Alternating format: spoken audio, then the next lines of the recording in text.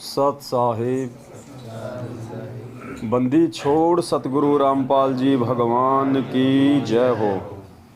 परमपिता परमात्मा सारी सृष्टि के रचनहार, कुल मालिक, असंख्य ब्रह्मांडों के स्वामी, जगत गुरु, तीनों लोकों में प्रवेश करके सबका भरण पोषण करने वाले संत शिरोमणि सतगुरु रामपाल जी परमेश्वर जी के चरण कमल में हम सभी सत्सेवक भाई बहनों का कोटि कोटि दंडवत प्रणाम।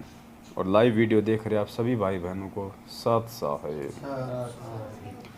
आज एक बार फिर से परमपिता परमेश्वर सतगुरु रामपाल जी भगवान के शुभ आशीर्वाद और सत प्रेरणा से, उनकी मेहर से पूना के महाराष्ट्र में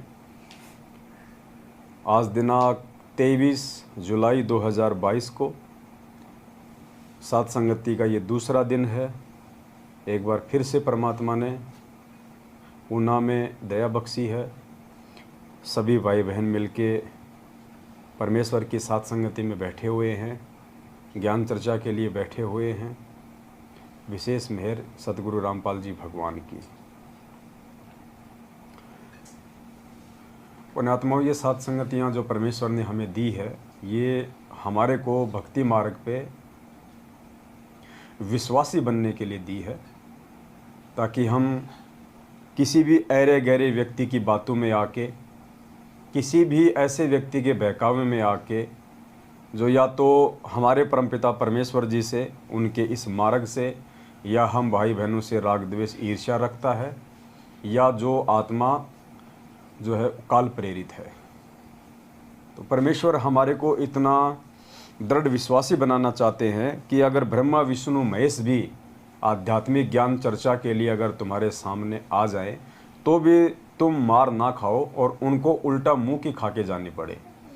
इतने विश्वासी परमात्मा हमें इस ज्ञान को लेके जो है बनाना चाहते हैं। अब ये आप और हमारे ऊपर निर्भर करता है कि हम कितना विश्वासी बनना चाहेंगे और कितना नहीं बनना चाहेंगे। भगत समाज के विषय में परमात्मा ने बताया कि भगत समाज शुरू से ही बेचारा भोला होता है और उसके भोलेपन का फ़ायदा हमेशा से उन विद्वान लोगों ने उठाया है जो थोड़े बहुत अक्षर ज्ञान युक्त हुआ करते थे। जैसे पहले के समय में अक्षर ज्ञान हर किसी को नहीं होता था, ना किसी को पढ़ाई लिखाई का अधिकार होता था, एक दो जाति वालों को छोड़ के। तो जो लोग अक्षर ज्ञान युक्त थे उन्होंने सदा नीचे तमगे वाले लोगों का फ़ायदा उठाया, उनका शोषण किया। तो परमेश्वर ने बताया कि पुण्यात्माओं, 4 युगों से तुम लोग केवल शोषण का शिकार होते आए हो। ये चौथा युग मैंने जो तुम्हें दिया है भक्ति के लिए, तुम सबको मैंने अक्षर ज्ञान से युक्त कर दिया है। अब ये जो चौथा युग है, विशेषकर बिचली पीढ़ी का समय, ये परमात्मा ने भक्तों का समय बताया है। इस समय सब लोग परमात्मा को पहचानेंगे, सब लोगों को परमेश्वर की जानकारी होगी, सभी अपना आत्म कल्याण करवाएंगे। अब इस आत्म कल्याण के मार्ग में काल भी कोई कमी, कोई कसर नहीं छोड़ेगा जीव आत्माओं को भ्रमित करने की। और काल की एक दूसरी चाल परमात्मा ने बताई कि काल केवल अपने लोगों के बीच में आके ही हमारे को भ्रमित करने का कुप्रयास करेगा। तो हमने बहुत ही सावधान रहना है। कोई भी व्यक्ति किसी भी प्रकार से यदि हमारे अंदर शंका पैदा करने का प्रयास करे, चाहे वो जगत वाला हो, चाहे रिश्तेदार हो, चाहे हमारे भगत भाई बहन हो।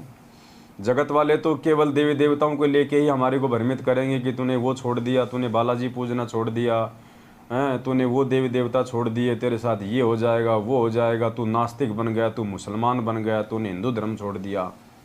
वो तो इस प्रकार के हमारे को जो है ताने देंगे।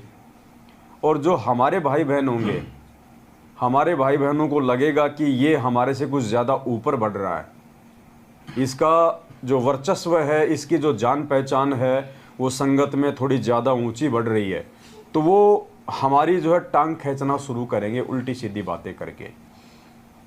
तो आज मालिक ने सैकड़ों की संख्या में अपने सत्सेवक बच्चों पे, सत्संग तो वैसे हजारों की संख्या में है, लाखों की संख्या में है, लेकिन एक दूसरे भाई बहनों को समझाने की जो दया परमात्मा ने बख्शी है, वो केवल चंद सत्सेवकों के ही ऊपर है।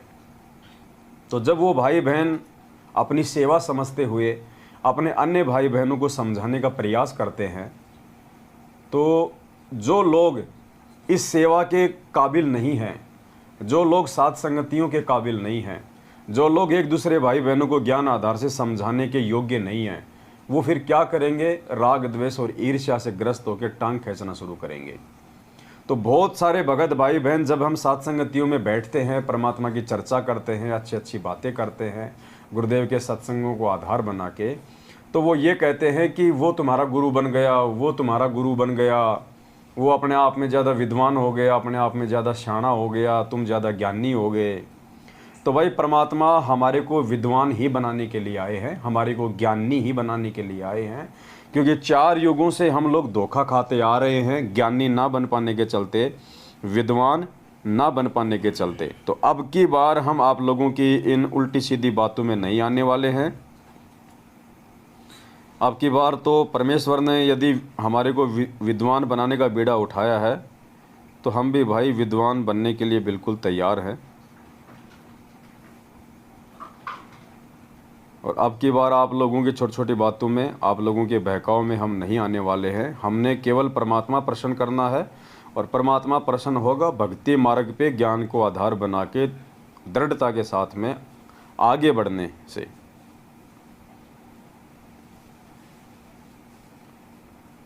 कुछ एक परमात्मा के सत्संग हैं जो हम साथ में लेके चलेंगे।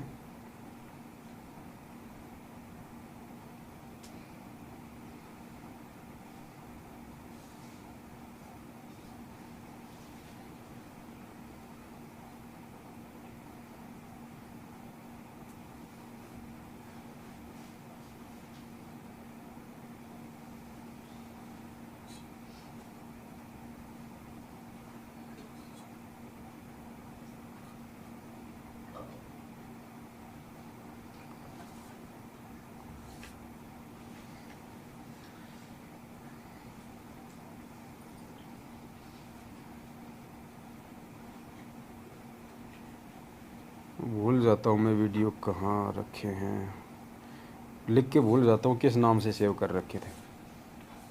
तो कहने का मतलब है परमात्मा जिस मकसद से यहाँ पे आते हैं, परमात्मा उस मकसद को पूरा करवाने के लिए हमारे को विद्वान बनाना चाहते हैं, हमारे को ज्ञानी बनाना चाहते हैं, ताकि हम धोखा ना खा जाएं। और दूसरी बात, पुण्यात्माओं, परमात्मा ने अपने सत्संगों में कहा है कि जब बेटा युवा हो जाता है, जवान हो जाता है, तो हर बाप की एक ये इच्छा होती है, उसकी एक उम्मीद होती है कि वो बेटा बड़ा होके बाप के काम में उसका सहयोग करे। जैसे कोई किसान है तो वो चाहता है कि बेटा जब जवान हो, बड़ा हो, तो उसकी खेती बाड़ी के काम में उसका सहयोग करे। किसी को कोई व्यापार है, कोई बिजनेस है, तो वो यही चाहता है कि मेरा बेटा बड़ा होके मेरे काम धंधे में मेरा हाथ बटाए। अब हम सब के जो पिता हैं आत्मा के, सतगुरु रामपाल जी भगवान, वो यहाँ पे भक्ति रूपी खेती करने के लिए आए हैं, और वो चाहते हैं कि मेरे बच्चे मेरे इस आध्यात्मिक कर्म में वो मेरा सहयोग करें। और पुण्यात्माओं, आज उसी दिशा में परमात्मा अपने सत्सेवक बच्चों को आगे बढ़ा रहे हैं। हम सत्सेवकों ने इस बात को समझ लिया है, हमने जान लिया है, पहचान लिया है कि हमारे जीवन का मकसद क्या है, हमारा भविष्य किस चीज़ में है, हमारा हित किस चीज़ में है, हमारा हानि या हमारा फ़ायदा कौन सी चीज़ में है। तो उसी दिशा में हम परमेश्वर के ज्ञान को आधार बना के आगे बढ़ रहे हैं। टांग खींचने वाले टांग खींचते रहेंगे, लेकिन हमने परमेश्वर के वचनों को आधार बना के ही आगे बढ़ना है। तो परमेश्वर जो चाहते हैं अपने बच्चों से, सत्सेवकों से, उसी दिशा में हम आगे बढ़ रहे हैं। तो सुनिए परमपिता परमेश्वर जी के मुख कमल से। जिस काम को भगवान करना है और वो हमें दे दिया। अब जिस कार्य को बाप करता था और वो बच्चों से कहे कि बेटा अब तुम भी सहयोग दो, तो उन बच्चों का कर्तव्य बनता है अपने पिता के उस काम में सिर धड़की बाजी ला कर सहयोग दें। तो अब आपने भी ये कोशिश करनी चाहिए दास का सहयोग दें। तो पुण्यात्माओं, हमारे परमपिता परमेश्वर का सहयोग हम किस चीज़ में दे सकते हैं? परमात्मा ने यहाँ के कोई पत्थरों की कोई खान का ठेका तो ले नहीं रखा जो हम वहाँ पे पत्थर फोड़ने में उनकी मदद करेंगे। परमात्मा ने कोई जियो के टावर लगाने का ठेका तो ले नहीं रखा जो हम मतलब फिटिंग का काम करेंगे। परमात्मा ने यहाँ पे जीव आत्माओं को काल भगवान के जाल से बाहर निकालने के लिए ज्ञान प्रचार का ठेका ले रखा है। एक दूसरे भाई बहनों को दृढ़ता प्रदान करने का ठेका ले रखा है, आत्माओं को काल भगवान की सूक्ष्म चाल से परिचित करवाने का ठेका ले रखा है, लोगों को भक्ति मार्ग से दृढ़ता के साथ में जोड़ने का ठेका ले रखा है। तो आज हम सभी सत्सेवक भाई बहन उसी दिशा में आगे बढ़ रहे हैं, परमेश्वर के आशीर्वाद से, परमेश्वर के वचनों के अनुसार। एक दूसरे सत्संग में परमात्मा ने और बहुत अच्छी बात बताई है, हम सभी भाई बहन ध्यान से इस सत्संग को सुने। परमात्मा ने कहा कि जब सतगुरु यहाँ पे आता है तो वो भगत को ज्ञान दे दे के उसको अपने जैसा उसको बना लेता है। जो ज्ञान परमात्मा देते हैं आगे चल के उसका भगत भी वही ज्ञान प्रचार करता है, वही बातें भगत समाज के सामने रखता है। और दूसरी बात, परमात्मा के काम में सहयोग करना इसलिए भी आवश्यक है क्योंकि कल को हमारा कोई भी भाई बहन इस ज्ञान को ग्रहण ना करके यदि वो अपना शरीर छोड़ देता है और यदि वो धर्मराज के दरबार में जाता है तो फिर वहाँ पे लेखा जोखा होता है। तो कल को वो जीव सतगुरु को दोषी ना ठहरा दे, वहाँ पे परमात्मा को दोषी ना ठहरा दे कि मेरे को किसी ने बताया नहीं, मेरे को समय रहते किसी ने समझाया नहीं। तो परमात्मा जब इस पृथ्वी पे आते हैं तो परमेश्वर मानव शरीरधारी किसी भी जीव आत्मा को ऐसा नहीं छोड़ते कि उस तक ये ज्ञान ना पहुँचा हो। यानी धर्मराज के दरबार में जाके कोई भी जीव ये कहने का अधिकारी नहीं होता है कि मेरे को मालूम नहीं था या मेरे को किसी ने बताया नहीं था। तो आज जितने भी सत्सेवक भाई बहन हैं ये इसी प्रयास में निरंतर आगे बढ़ रहे हैं कि कल को सतगुरुदेव जी के आने के बाद या उनके आने से पहले यदि किसी का शरीर छूट गया तो वो कल को ये ना कह दे वहाँ जाके कि मेरे को तो किसी ने सच्चाई बताई नहीं थी कि कौन सही था कौन गलत था, कौन परमात्मा के ज्ञान आधार से चल रहे थे और कौन ज्ञान के विरुद्ध चल रहे थे। तो परमात्मा वहाँ पे दोषी नहीं बनना चाहता है, इसलिए भी परमात्मा ने आप और हमारी सेवा संगत को समझाने की लगा रखी है। सुनिए परमात्मा का सत्संग ध्यान से, और फिर बोलने वाले पुण्यात्मा बोलते रहेंगे, उनका काम है, क्योंकि काल भगवान के जो एजेंट होते हैं उनका एक ही काम होता है कि जो भक्ति करने वाली आत्मा होती है उनके विश्वास को डामाडोल किया जाए, उनके आत्मविश्वास को तोड़ा जाए, उनको कमज़ोर किया जाए। तो हमने उनकी ऐसी बातों में बिल्कुल भी नहीं आना है। परमात्मा ने हमारे लिए क्या आदेश दे रखे हैं, परमात्मा ने हमें क्या आध्यात्मिक मार्ग पे आगे बढ़ने की शिक्षा दे रखी है, हमने केवल उन चीज़ों को ध्यान में रखना है। बाकी तो ये काल भगवान का लोक है, वो हर प्रकार से कोशिश करेगा जीव आत्माओं को मानसिक रूप से कमज़ोर करने की। तो देखिए गुरुजी हमें क्या कह रहे हैं सत्संग में, और उसी दिशा में हम लोग निरंतर आगे बढ़ते जा रहे हैं। न जाने भृंग को ऐसे गुरु कर ले आप समान। पुण्यात्माओं जैसे दास आपको रह कर ये ज्ञान, गीता और वेदों के श्लोक मंत्र, परमात्मा की महिमा की शब्द साखियाँ आपको बार बार सुना रहा है। कुछ दिनों में आप में भी यही प्रेरणा हो जाएगी। कहते हैं जैसे एक भृंगी कीड़ा होता है, बंबीरी आपने देखी हो गया, भी भी भी भी भी भी करती रहती है। वो क्या करती है, कहीं से कीड़ा उठा लेती है, उस कीट को उठा करके रख लेती है, एक मिट्टी उसके चारों तरफ लगा देती है, उस सुराख रख लेती है, उस सुराख के ऊपर बैठ के वह भी भी भी भी करती रहती है और उस कीट को अपने जैसे स्वभाव वाला बना लेती है। फिर वो कीट भी भृंग बन करके ऐसे भी करता रहता है।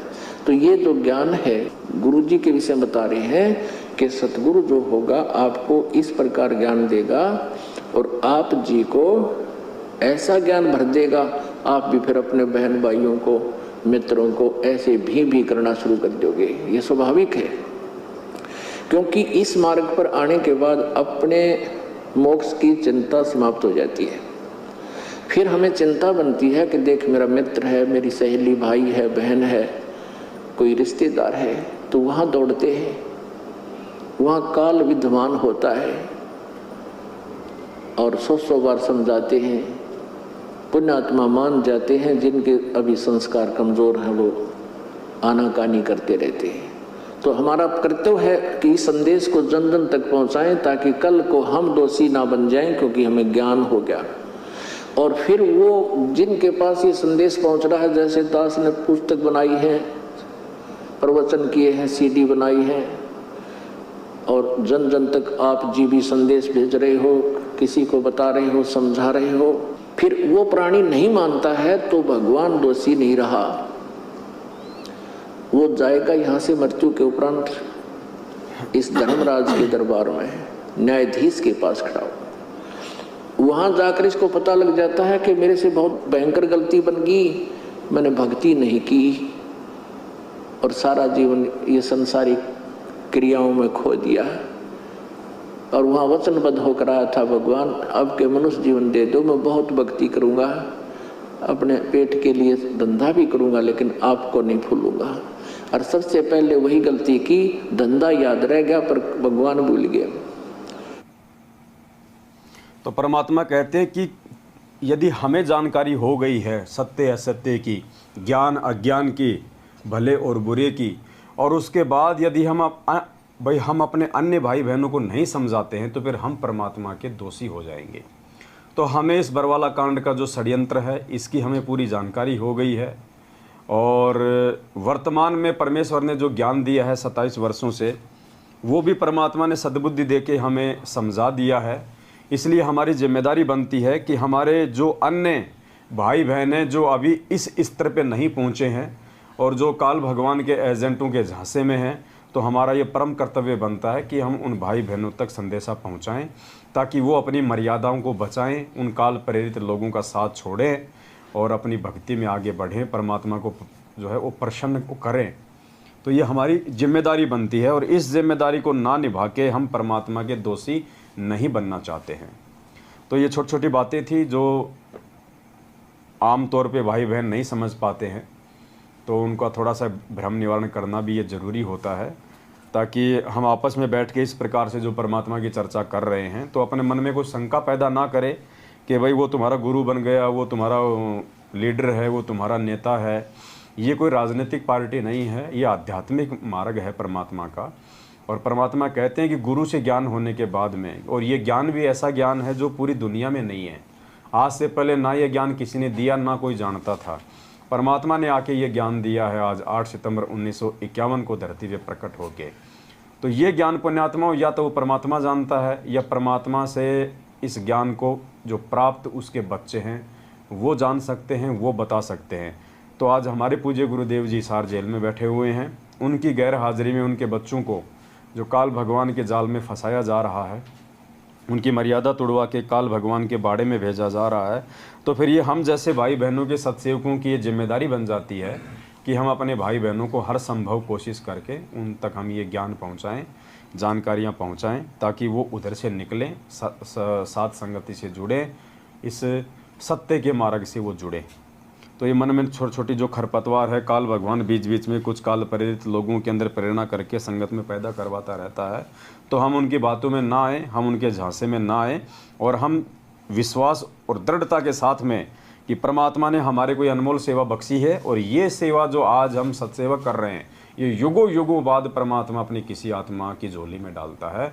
हर किसी के बस की बात नहीं है सतगुरु रामपाल जी भगवान के मार्ग में, उनके मिशन में उनका सहयोग देना। ये केवल कुछ बिरले आत्मा होती हैं जिन पे परमात्मा ये रजा बख्शता है, क्योंकि हर व्यक्ति हर भगत इन सेवाओं के काबिल नहीं होता। परमात्मा कहते हैं गुरुपद सेव बिरला कोई, जहाँ पर कृपा साहिब की होई। तो गुरु जी की जो पद्धति है, गुरु जी का जो मार्ग है, जो मिशन है, उसको कोई बिरला भगत ही जान सकता है, पहचान सकता है। तो पुण्यात्माओं, उन बिरले भक्तों की सूची में हम सत्सेवकों को परमात्मा ने लाके खड़ा किया है। तो हमने इन छोटी छोटी बातों पे ध्यान नहीं देना है, हमने अपने मिशन को नहीं भूलना है, हमने निरंतर आगे बढ़ना है। और वैसे भी जिस आदमी को पहाड़ पे चढ़ना होता है वो फिर चूहे और बिच्छुओं के काटने की टेंशन नहीं करता है।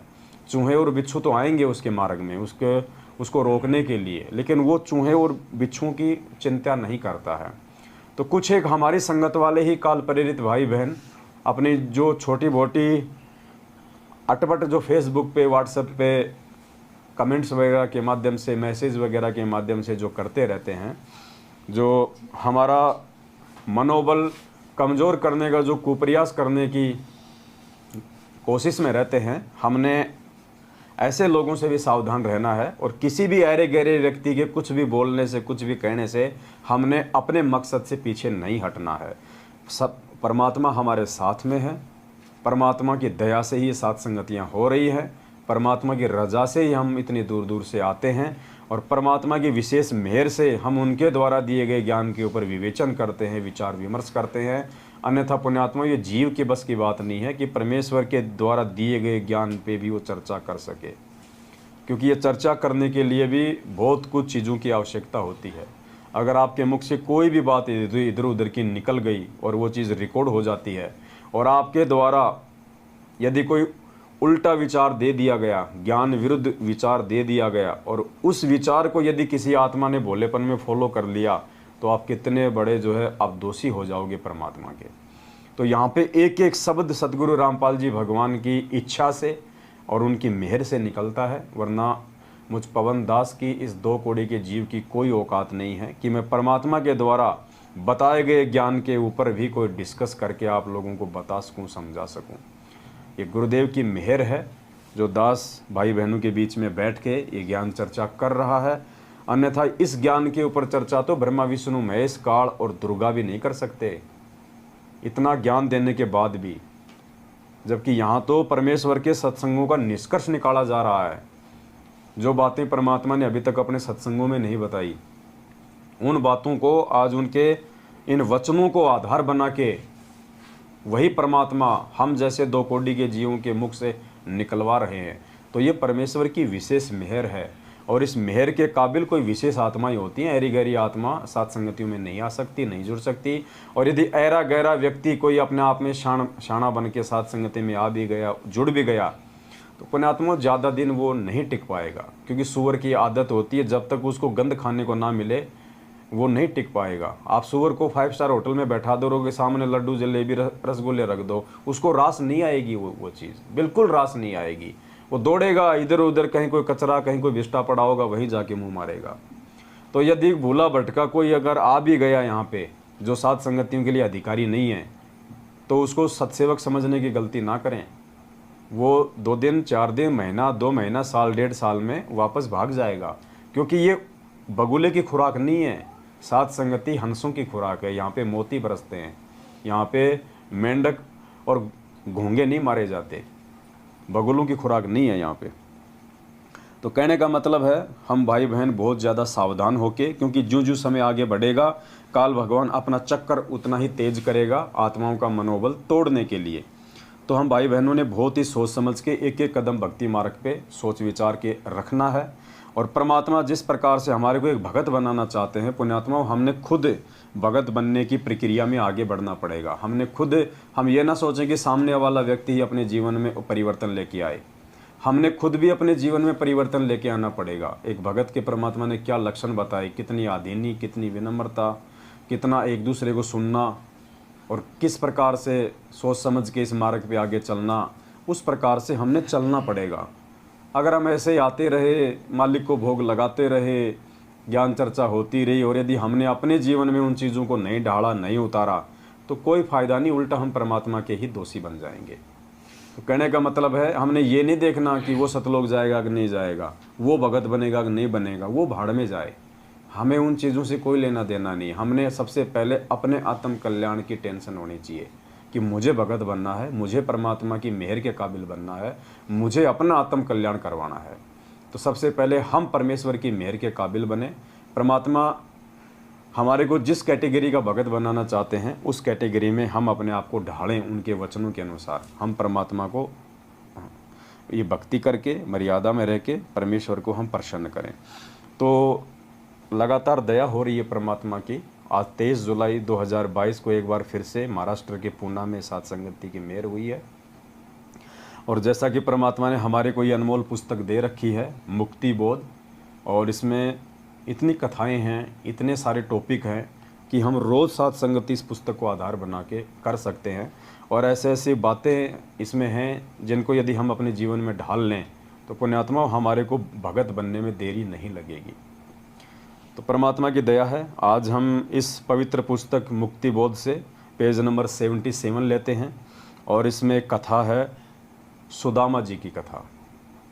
सुदामा जी की आज इस कथा को हम लेके चलेंगे और हम परमपिता परमेश्वर से सद्बुद्धि की भीख मांगते हैं कि हे परमपिता परमात्मा, आपने इस कथा के अंदर जो सार, जो रहस्य छुपा रखा है, और इस कथा के माध्यम से आप अपने बच्चों को जो समझाना चाहते हैं, हमारे लिए जो चीज़ इसमें उपयोगी है, परमेश्वर आप हमें उस चीज़ को समझने की दया बख्शें, मेहर बख्शें, और परमात्मा उन क्रियाओं को हम अपने जीवन में लागू कर सकें, इतनी हमारे को हिम्मत भी दें।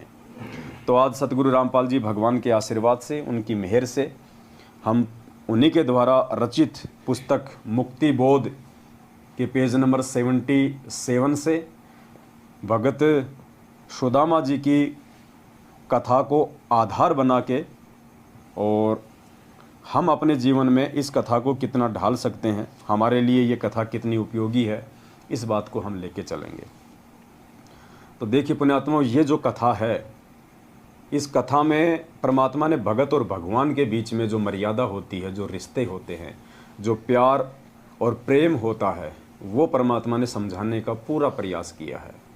तो हमने बहुत ही सावधानी से एक एक शब्द को सुनना है, और फिर हमने ये निष्कर्ष निकालना है, जब श्री विष्णु के अवतार श्री कृष्ण जी और सुदामा जी, जो ना ही तो श्री कृष्ण जी जो है वो कोई तत्वदर्शी संत थे, ना उनको कोई परमात्मा की जानकारी थी, ना कोई ज्ञान था, ना उनके पास में जन्म और मृत्यु का कोई समाधान था, और उनके जो परम भगत थे सुदामा जी, ना कोई सुदामा जी को ज्ञान था, ना सुदामा जी के पास में कोई मोक्ष मंत्र थे।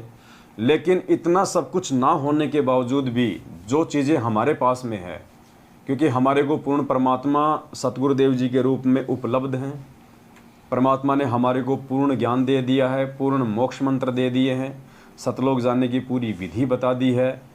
उसके बाद हमें क्या, हमारे पास में अगर कोई चीज़ की कमी रहेगी तो सिर्फ भगतपने की कमी रहेगी। तो जो भगतपना सुदामा जी में था, अगर वो भगतपना, वो भगत के लक्षण, वो अधीनता, वो प्रेम, वो सूझबूझ, यदि सतगुरु रामपाल जी भगवान के शरण में रहते रहते हम ले आएँ अपने जीवन में, तो पुण्यात्माओं गारंटेड हमारा मोक्ष है, कोई रोक नहीं सकता। इसीलिए परमात्मा ने ये अनमोल ग्रंथ और ये कथाएं हमारे को दी हैं, ताकि हम इनसे निष्कर्ष निकालें और उन महात्माओं के जीवन को आधार बना के हम उनके जैसा बनने का हम प्रयास करें। तो जो मौका मोक्ष प्राप्त करने का सुदामा जी के पास में नहीं था, इतने अच्छे साधक होने के बावजूद, पुण्यात्माओं आज वो मौका परमात्मा ने आप और हमें दे दिया है। तो हमने इस कथा से यही निष्कर्ष निकालना है कि भगत होता कैसा है। पेज नंबर 77 मुक्ति बोध।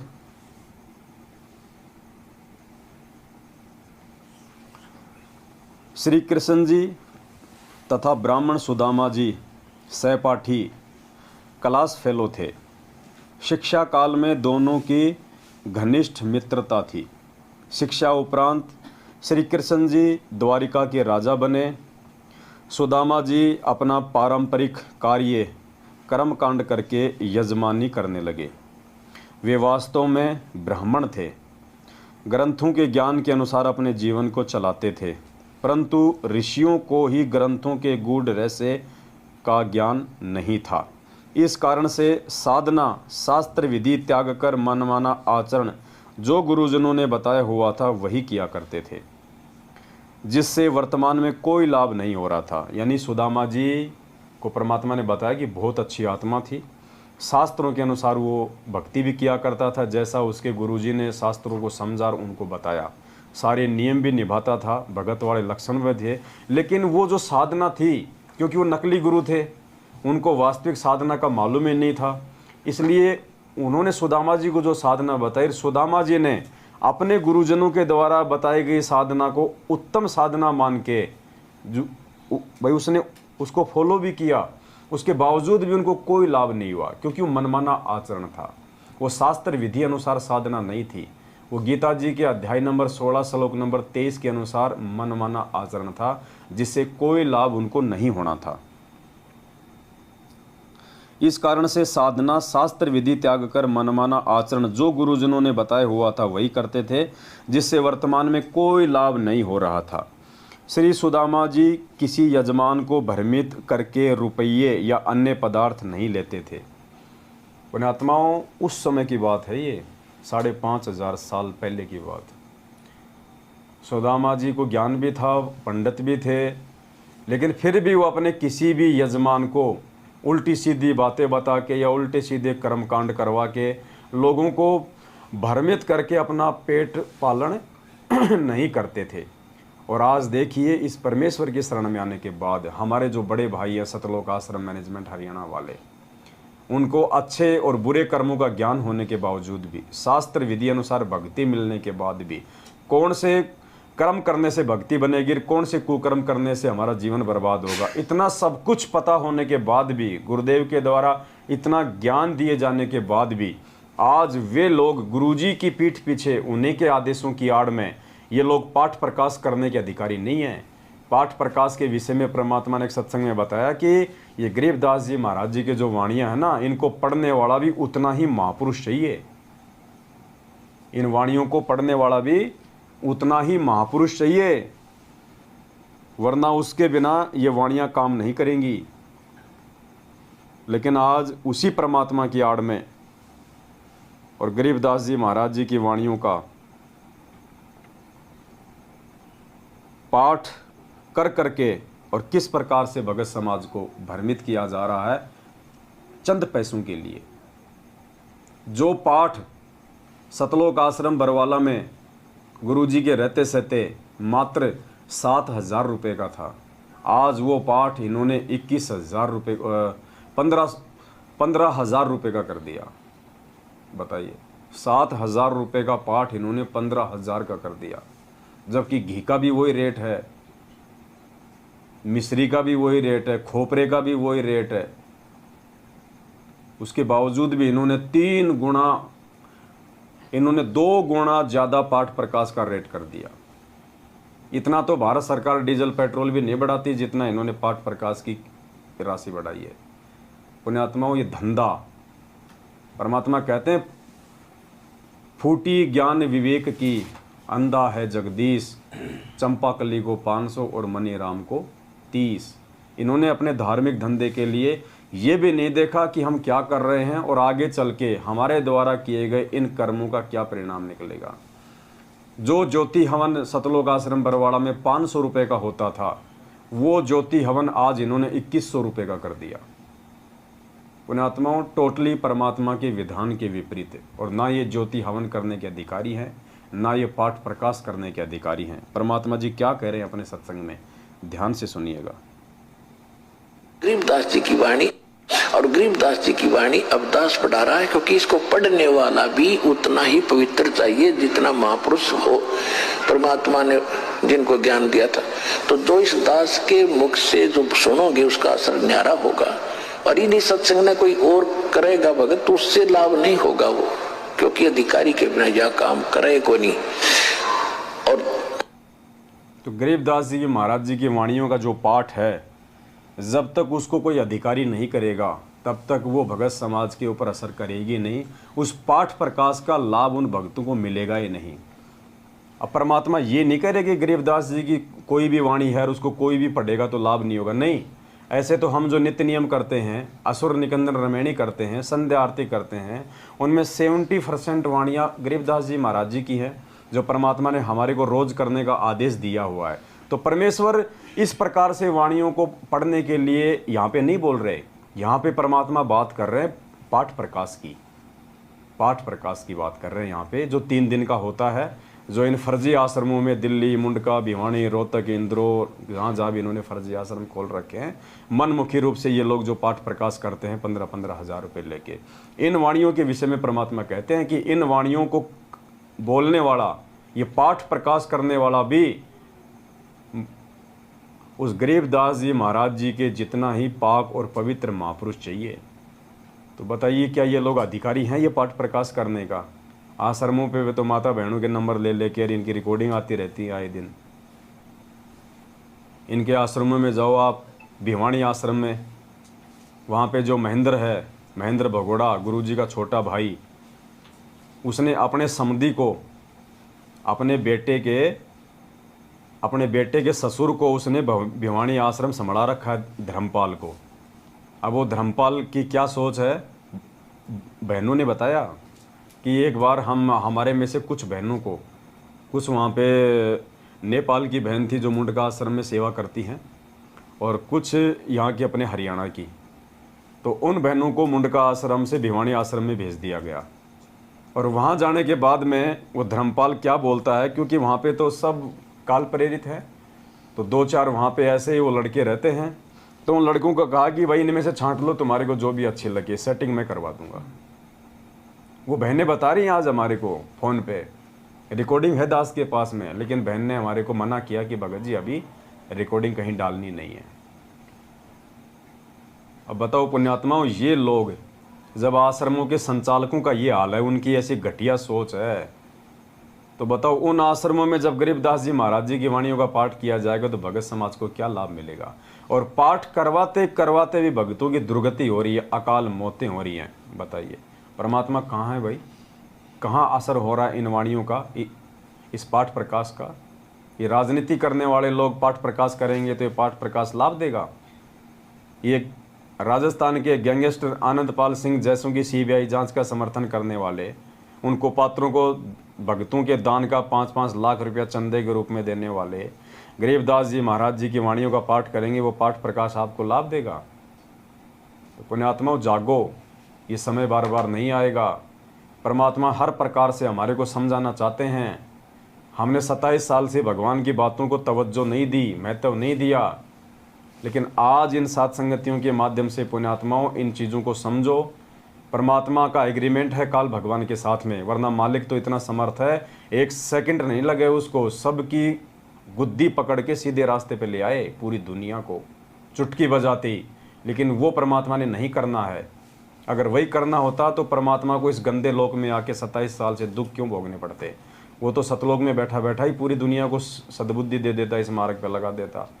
जो परमात्मा सतलोक में बैठा बैठा 21 ब्रह्मांड को विमान की तरह यहाँ भेज सकता है सभी जीवात्माओं सहित, क्या वो परमात्मा सतलोक में बैठा बैठा सभी जीवात्माओं को वापस नहीं ले सकता सतलोक।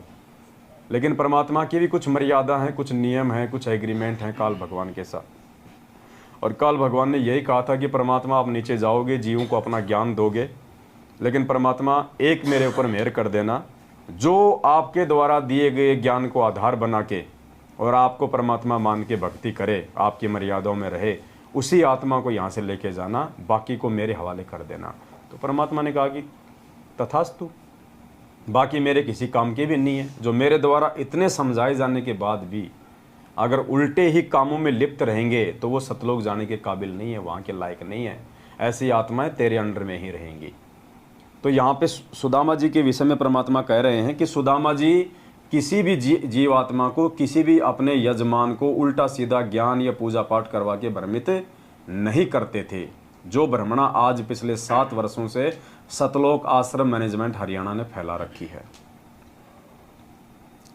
श्री सुदामा जी किसी यजमान को भ्रमित करके रुपये या अन्य पदार्थ नहीं लेते थे। और हमारे लिए भी ये शिक्षा है। हम जितने भी भाई बहनें जो सतगुरु रामपाल जी भगवान के बच्चे हैं, उनके भगत हैं, चाहे सत्सेवक हैं, हमारे को भी पुण्यात्मा अपने जीवन में इसी प्रकार से रहना है। चाहे हमारे को काम धंधे में नुकसान हो, चाहे लाभ हो, चाहे घर में हानि हो, चाहे बरकत हो, हमने अपने स्वार्थों को कभी भी सामने नहीं रखना है, बिल्कुल समाप्त कर देना है। हमने परमात्मा के भरोसे रख के चलना है। हम जिस भी व्यापार में हैं, जिस भी काम धंधे में हैं, जिसके यहाँ भी नौकरी करते हैं, चाहे लाखों रुपया हमारे सामने क्यों ना पड़ा हो, हमने 1 रुपया नहीं उठाना उसमें से।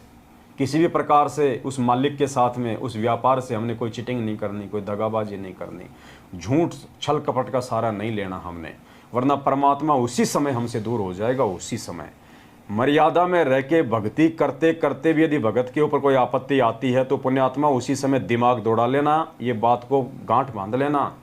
अगर मर्यादा में रहते रहते भी भगत के ऊपर कोई दिक्कत आ रही है तो वो परीक्षा है।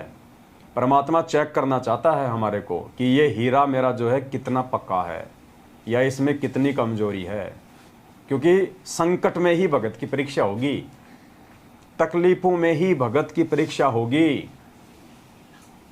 लोहे का जब कोई औजार लोहार बनाता है, उससे पहले उसको आग में जलाता है, उसको लाल कर देता है, फिर उसके चोट मारता है। उसके बिना उसका वो औजार नहीं बनाया जा सकता जो लोहार बनाना चाहता है। तो हम भाई बहनों के ऊपर भी अगर छोटी मोटी कोई समस्या, कोई दुख तकलीफ आ जाती है भक्ति करते करते भी, तो हमारे को ये विश्वास होना चाहिए कि परमात्मा मेरे साथ में है और ज़रूर मेरा गुरुदेव, मेरा परमात्मा, मेरा भगवान मेरी परीक्षा ले रहा है कि मैं कितना उनको समझ पाया, कितने उनको ज्ञान को समझ पाया हूँ। मान लीजिए किसी के ऊपर कोई आर्थिक समस्या है, कोई पैसे की समस्या है, बच्चों की फीस नहीं भर पा रहा, मकान का किराया नहीं भर पा रहा, गाड़ी की वो किस्त नहीं भर पा रहा, तो उस समय उसकी वो परीक्षा है परमात्मा की तरफ से। अब इसमें एक चीज़ और होगी, ध्यान देना इस बात को। ऐसे समय में जब आपके ऊपर कोई आर्थिक संकट आएगा या वैसे कोई प्रॉब्लम आएगी या कोई शारीरिक कोई प्रॉब्लम है, तो बराबर में वो परमात्मा आपको 2-3 ऑप्शन भी देगा। अगर आपके ऊपर आर्थिक समस्या आ रही है तो किसी ऐसे व्यक्ति के द्वारा आपको ये प्रलोभन दिलवाया जाएगा कि यार वो शराब की गाड़ी है, बस कुछ नहीं, रात को वहाँ से वहाँ उसको ठिकाने लगानी है, 3,000 रुपये एक रात में। अच्छा, हाँ, अरे कुछ नहीं यार, वो छोटा सा काम है, बस वो शराब की पेटी वहाँ से वहाँ करनी है, बस 24 घंटे कमाएगा उतना तो 1 घंटे में मिल जाता है वहाँ। तो परमात्मा हमारे को बराबर में ऑप्शन भी देगा। एक तरफ वही परमात्मा हमारे को वो संकट दे के चोट मार रहा है, दूसरी तरफ वही परमात्मा हमारी और परीक्षा लेने के लिए ऐसे ऑप्शन भी रख देगा कि देखता हूँ मेरा भगत मेरे ज्ञान को साइड में रख के और इन छोटी मोटी तकलीफ़ों से दुखी होके ये काल भगवान वाला रास्ता अपनाता है, या मेरे ऊपर दृढ़ विश्वास करके मेरे ही रास्ते पे मेरे ऊपर विश्वास करके टिका रहता है। और जो टिका रहेगा उसकी तो परमात्मा बाद में कुछ दिनों बाद में उसकी बल्ले बल्ले कर देगा। और जो उस परमात्मा के मार्ग को त्याग के, उस परमात्मा की मर्यादाओं को तोड़ के अपने गुरुदेव के ऊपर अविश्वास प्रकट करके यदि वो घटिया और ओछे हथकंडों को अपना लेता है, तो पुण्यात्मा हो सकता है कुछ दिन तक उसका काम अच्छा चले, उसके घर में अनाप शनाप माया भी आ जाए, पैसा भी आ जाए, लेकिन आगे चल के उसकी जो दुर्गति होगी वो देखने लायक होगी। तो यदि हम मर्यादा में हैं, भक्ति कर रहे हैं, और ऐसे में यदि छोटी मोटी तकलीफ या परेशानी हमारे ऊपर आ रही है, तो ये भगवान की मेहर समझना कि परमात्मा तेरी परीक्षा ले रहा है। और परमात्मा किसी की परीक्षा लेगा इसका मतलब गुरु जी की नज़र उस भगत पे है।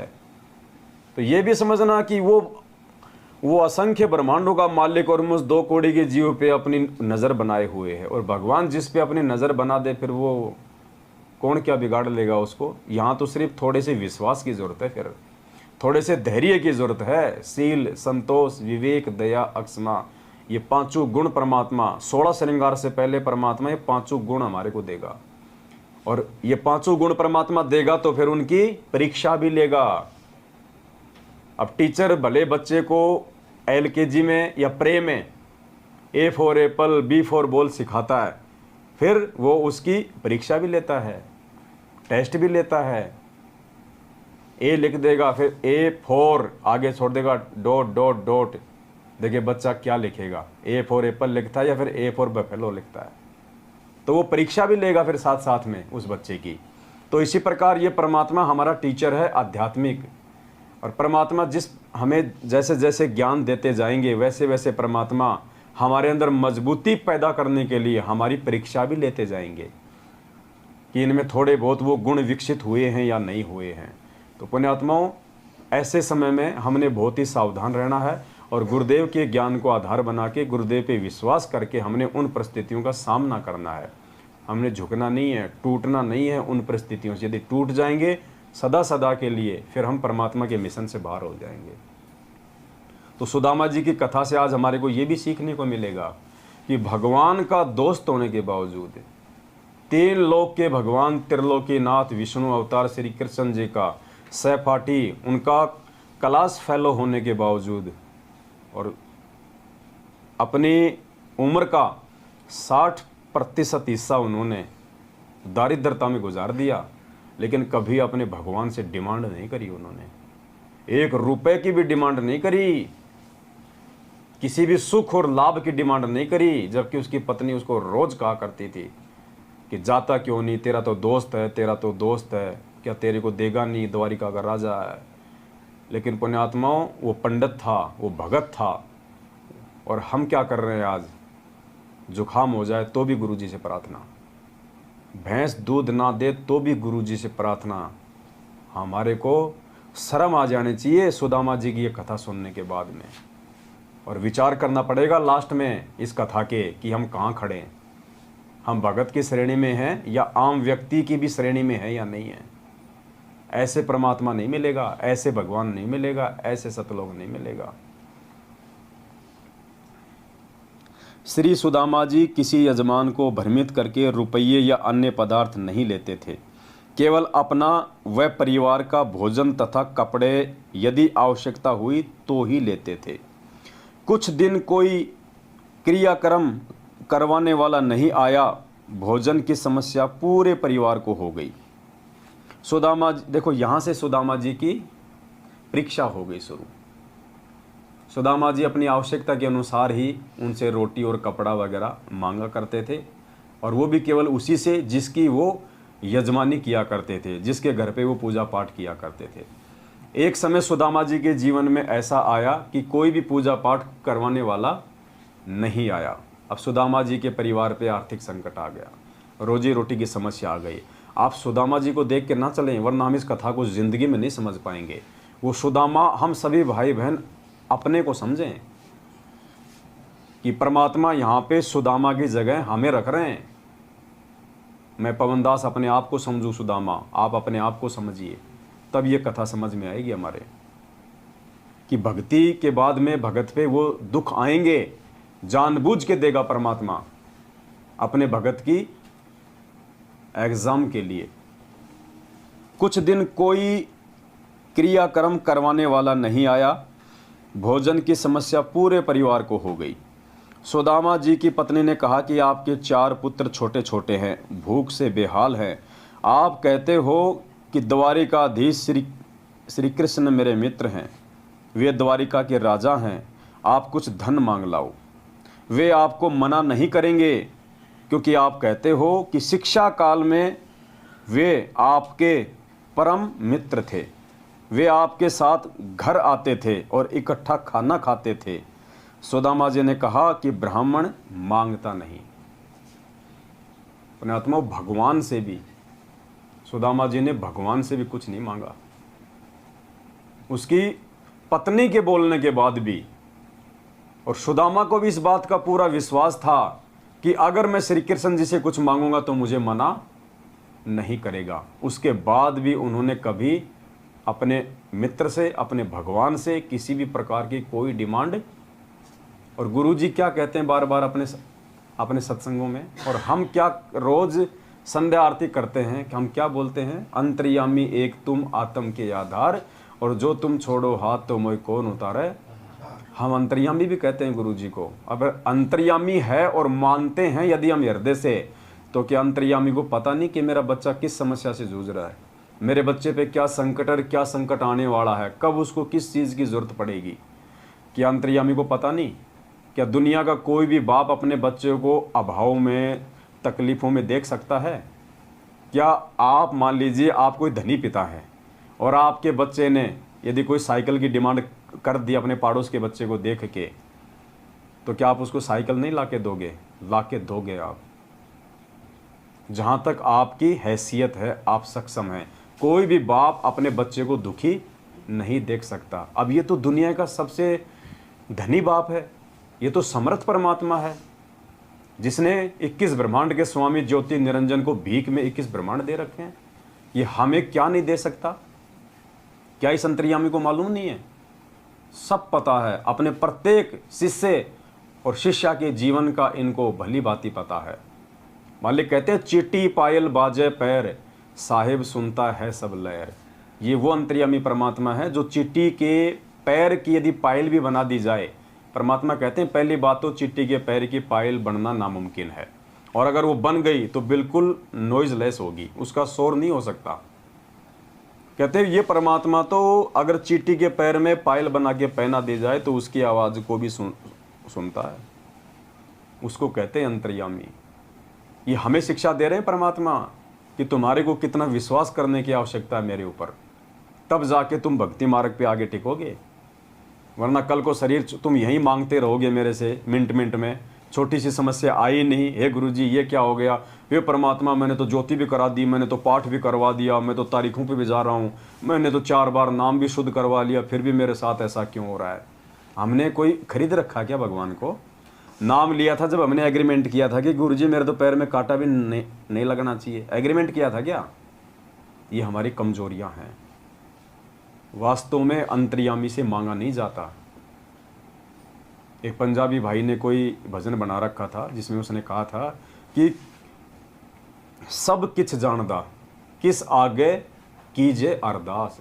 सब किछ जानदा, वो परमात्मा सब कुछ जानता है, तुम किसके आगे अरदास कर रहे हो। और अंतर्यामी के आगे अरदास करने का या अंतर्यामी से प्रार्थना लगाने का मतलब है हम अपने भगवान की बेइज्जती कर रहे हैं, हम अपने गुरु की बेइज्जती कर रहे हैं।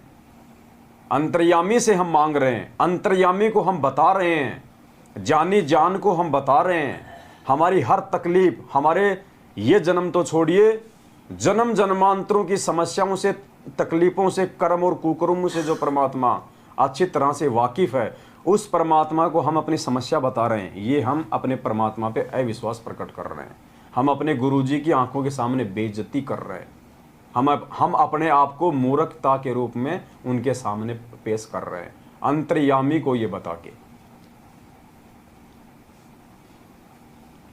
प्रधानमंत्री को कोई आदमी कहे कि प्रधानमंत्री के क्या क्या लक्षण होते हैं, क्या क्या उसके कार्य होते हैं, क्या क्या उसके अधिकार होते हैं, तो वो प्रश्न होगा कि आपसे कि मुझे शिक्षा दे रहा है भिखारी होके कि प्रधानमंत्री को क्या करना चाहिए, क्या नहीं करना चाहिए। वे आपके साथ घर आते थे और इकट्ठा खाना खाते थे। सुदामा जी ने कहा कि ब्राह्मण मांगता नहीं, अपने कार्य कर्म कांड करके दक्षिणा ले सकता है। क्या कहा सुदामा जी ने कि ब्राह्मण का धर्म मांगना नहीं होता। ब्राह्मण का धर्म है कि जो उसने शिक्षा और दीक्षा प्राप्त की है उस आधार से अपनी पूजा पाठ करके अपने यजमान से विधिवत वो कुछ ले सकता है। पुण्यात्माओं, कितनी बड़ी शिक्षा है यहाँ पे। तो भगत का लक्षण भगवान से मांगना नहीं है, भगत का जो कर्म है वो भगवान से मांगना नहीं है।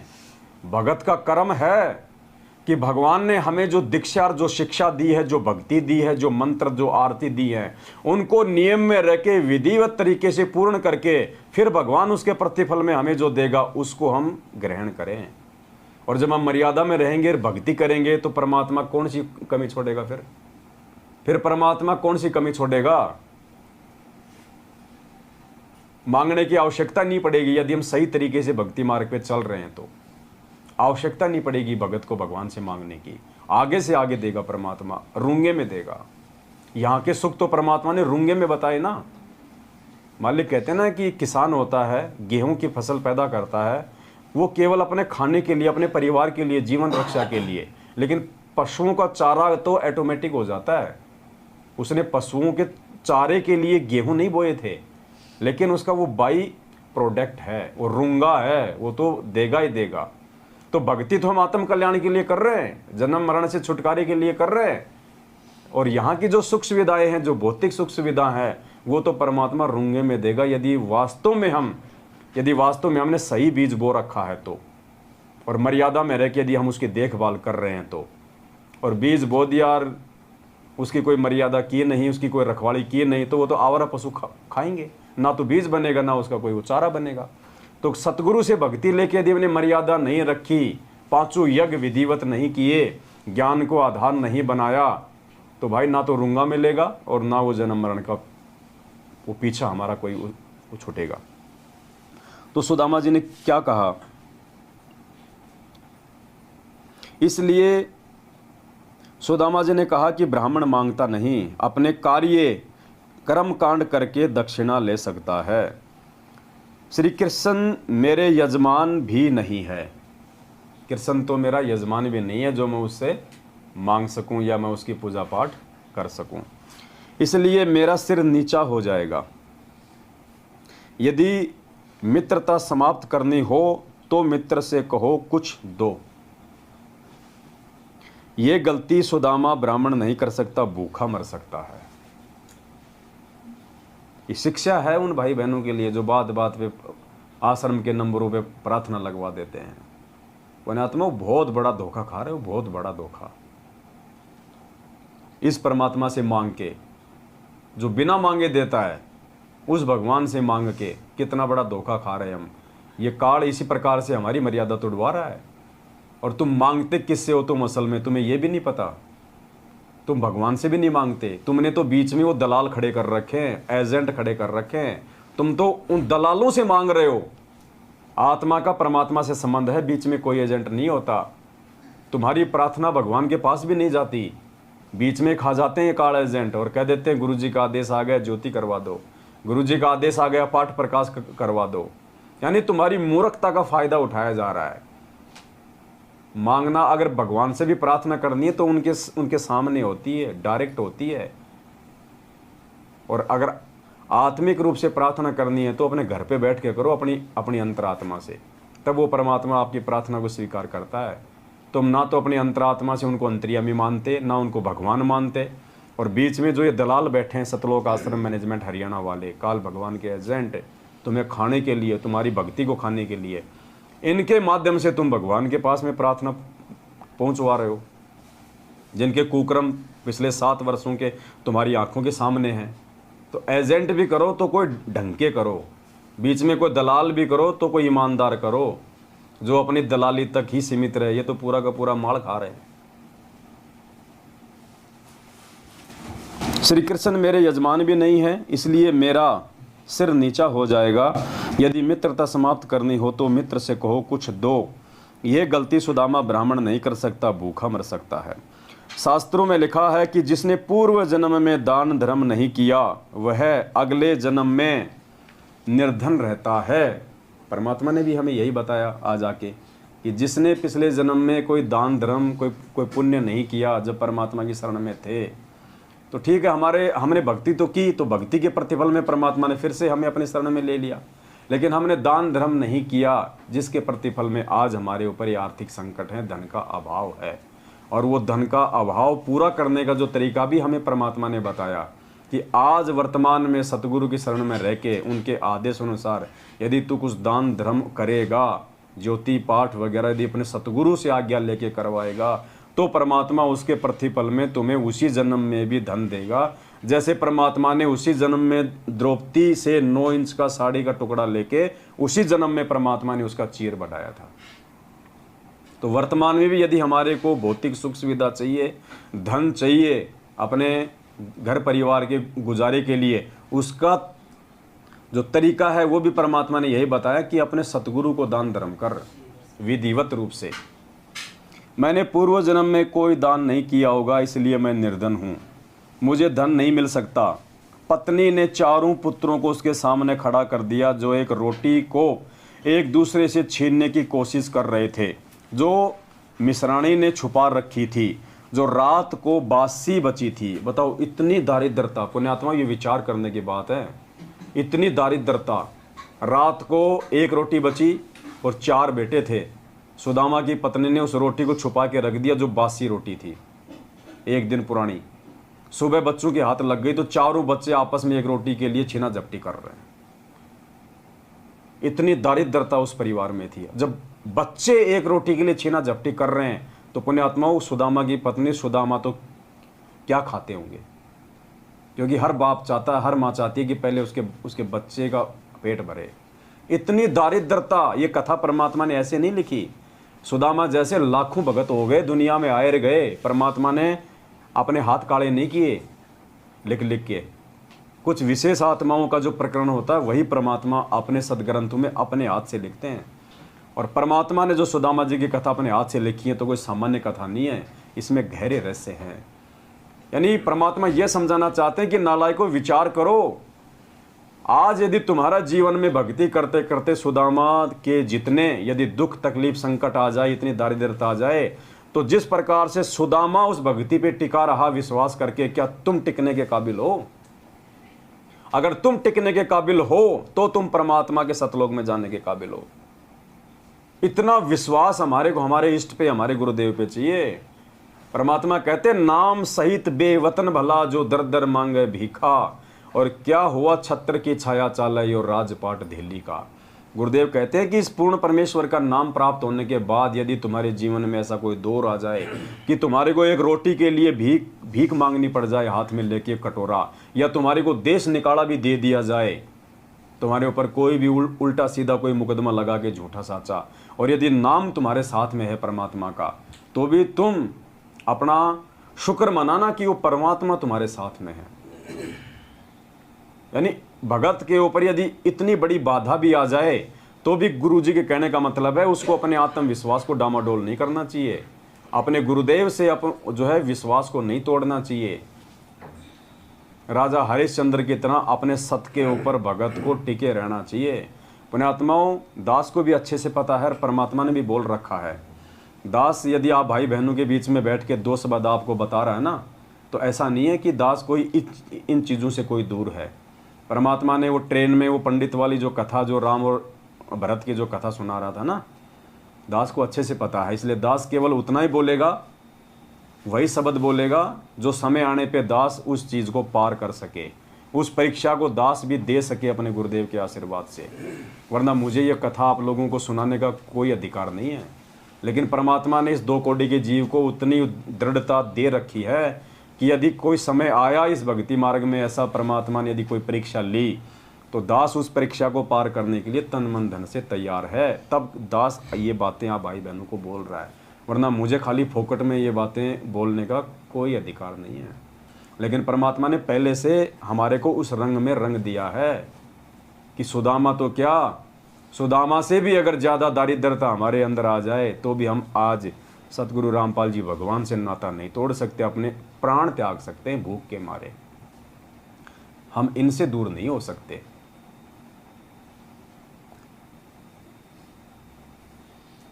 पत्नी ने चारों पुत्रों को उसके सामने खड़ा कर दिया जो एक रोटी के लिए एक दूसरे से छीनने की कोशिश कर रहे थे, जो मिश्राणी जी ने छुपा रखी थी, जो रात को बासी बची हुई थी। ये सोचा था कि एक का भी पेट नहीं भरेगा, कौन से बच्चे को दूं, क्योंकि माँ बाप के तो सब में बराबर मोह ममता होती है, इसलिए उसने छुपा रखा था। वह एक लड़के के हाथ लग गई थी, उसने अन्य छीना झपटी कर रहे थे। मिश्राणी ने कहा कि आप इन बच्चों के लिए मांग के ले आओ। पर ठीक है, अगर आप अपने लिए नहीं मांगना चाहते तो कम से कम इन बच्चों की हालत देखो। ये तो नहीं देखा जाता हमारे से। इन बच्चों पे थोड़ा सा तरस खा के और कम से कम कुछ धन मांग के ले आओ श्री कृष्ण जी से। मतलब उस काल देखो, यहाँ भी वो भगत था, वो श्री कृष्ण जी की भगत नहीं थी। भगत को अनुपदेशी परिवार वालों के द्वारा भी इस प्रकार से तोड़ने का काल प्रयास करेगा। हमने नाम ले लिया, हमारी भक्तमती ने नाम नहीं लिया, माँ ने नाम नहीं लिया, भाई ने नाम नहीं लिया। अब काल क्या करेगा, हमारे को भक्ति क्रियाओं से विचलित करवाने के लिए उन लोगों में प्रेरणा करेगा, क्योंकि वो अनुपदेशी हैं। काल उनके अंदर आके बैठ जाएगा और उनके माध्यम से हमारे को दुखी करेगा, हमारे को वो परेशान करेगा। जैसा कि सुदामा की पत्नी के अंदर वो काल प्रवेश करके सुदामा को अपने उस पांडित्य कर्म से नीचे गिराने की वो कोशिश करवा रहा था कि सुदामा अपने उस भक्ति विधान को छोड़ के और भगवान के आगे जाके हाथ फैला दे, अपने उस मित्र के आगे। पुण्यात्माओं, ये परिस्थितियां गुरुजी समझाना चाहते हैं कि जब तुम भी नाम ले लोगे और तुम भी भक्ति विधान से मेरे मार्ग पे चलोगे मर्यादाओं के साथ, तो तुम्हारे साथ भी ऐसा ही होगा। तुम्हें भी तोड़ने का प्रयास किया जाएगा और उन लोगों के द्वारा प्रयास किया जाएगा जिनके सामने बहुत ही कम लोग हिम्मत कर पाते हैं उनके बातों का जवाब देने की, उनके सामने भी टिके रहने की। क्योंकि पति पत्नी का रिश्ता ऐसा ही होता है।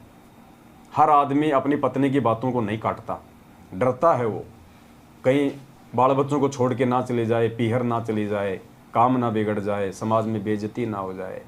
तो काल ऐसे लोगों के माध्यम से ये हमारे ऊपर दबाव बढ़वाएगा ताकि ये जल्दी दबाव में आ जाए। तो हमने कितना सावधान रहना है।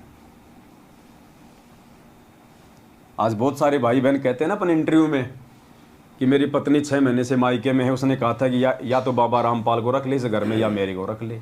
तो भगत ने कहा कि हाँ तो बाबा रामपाल ही रहेगा, तू सुबह जाती अभी निकल। और फिर क्या होता है, जब भगत इतनी दृढ़ता दिखाता है 6 महीने बाद में भाई को लेके आ जाती है, मेरे को छोड़ के आ जा। और उस समय यदि भगत झुक जाता तो हमेशा के लिए उसके ऊपर वो शेरनी बन के रहेगी, फिर भक्ति नहीं करने देगी।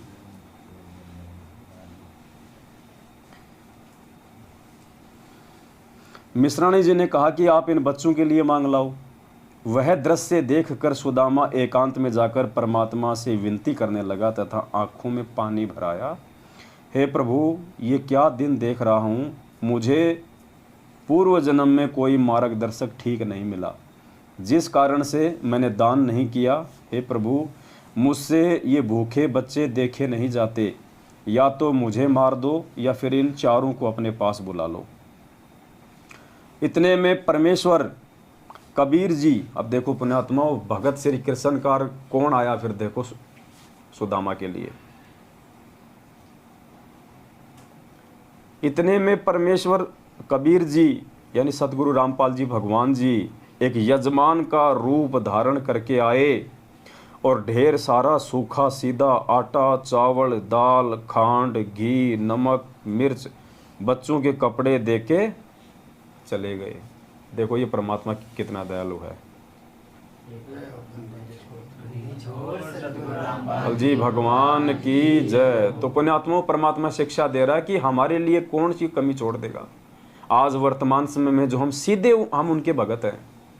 सुदामा तो काल की भक्ति कर रहा था, फिर भी परमात्मा भक्ति को बनाए रखने के लिए, भक्ति को जीवित रखने के लिए और एक यजमान का रूप धारण करके आया और सुदामा के घर में काफी दिनों का सामान परमात्मा ने रख दिया।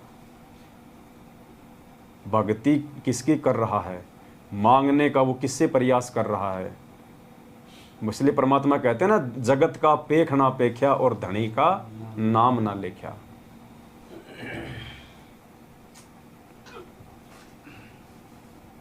इतने में परमेश्वर कबीर जी एक यजमान का रूप धारण करके आए और ढेर सारा सूखा सीधा आटा, चावल, दाल, खांड, घी, नमक, मिर्च, कपड़े देके चले गए। ब्राह्मणी ने तुरंत भोजन बनाया, बच्चों को परोसा। इतने में सुदामा जी आंसू पोंछकर रसोई की ओर गया तो बच्चे खाना खा रहे थे। यानी सुदामा अपने बच्चों की हालत देख के साइड में जाके वो रोने लग गया, क्योंकि और कोई चारा नहीं था उसके पास। उल्टे कर्म वो कर नहीं सकता था, झूठ पाखंड किसी के साथ वो कर नहीं सकता था। हम तो 2 मिनट में झूठ बोल दें आज, हम कहाँ हैं पुण्यात्मा। परमात्मा यही इस कथा के माध्यम से समझाना चाह रहे हैं। सुदामा उस समय यदि अपने मन में दोष ले आता, यदि कोई झूठ साँच करके कहीं से कुछ लाता, परमात्मा नहीं आता सामान लेके, लेकिन मालिक ने देख ली उसकी दृढ़ता कि मर जाएगा लेकिन ये ओछे हथकंडे नहीं अपनाएगा। और भगवान कितना दयालु होता है। परमात्मा कहते हैं, बाप से ज़्यादा बच्चे माँ को 100 गुना ज़्यादा प्यारे होते हैं, और माँ से भी हजारों गुना ज़्यादा सतगुरु को अपना शिष्य प्यारा होता है। तो भगवान तुरंत आ गया वहाँ पे। इतने में सुदामा जी आंसू पोंछकर रसोई की ओर गया तो बच्चे खाना खा रहे थे। पूछने पर पता चला कि कोई भगत आया था, ये सामान दान कर गया। सुदामा जी ने पूछा कि क्या नाम बताया था। पत्नी ने कहा कि दामोदर नाम बताया था। सुदामा जी ने अपने दिमाग पर जोर दिया तो कोई भी दामोदर नाम का यजमान उनका नहीं था। उस नाम का कोई भी व्यक्ति नगरी में भी नहीं था। उस दिन के अतिरिक्त 3 दिन का राशन पूरे परिवार का था। पत्नी ने फिर आग्रह किया कि आप श्री कृष्ण जी से कुछ मांग कर ले आओ। तो सुदामा जी ने हाँ कर दी। एंड में सुदामा जी ने कहा कि ठीक है, परंतु मन में यही था कि जाकर आ जाऊंगा पर मांगूंगा नहीं। किसी मित्र या रिश्तेदारी में जाते समय उनके लिए घर से कुछ मिठाई बनवाकर ले जाने की परंपरा थी। उसके स्थान पर पत्नी ने 3 मुट्ठी यानी 250 ग्राम चावल भूनकर भगत की चद्दर के पल्ले से बांध दिए। सुदामा जी द्वारिका में तीसरे दिन शाम को पहुंचा।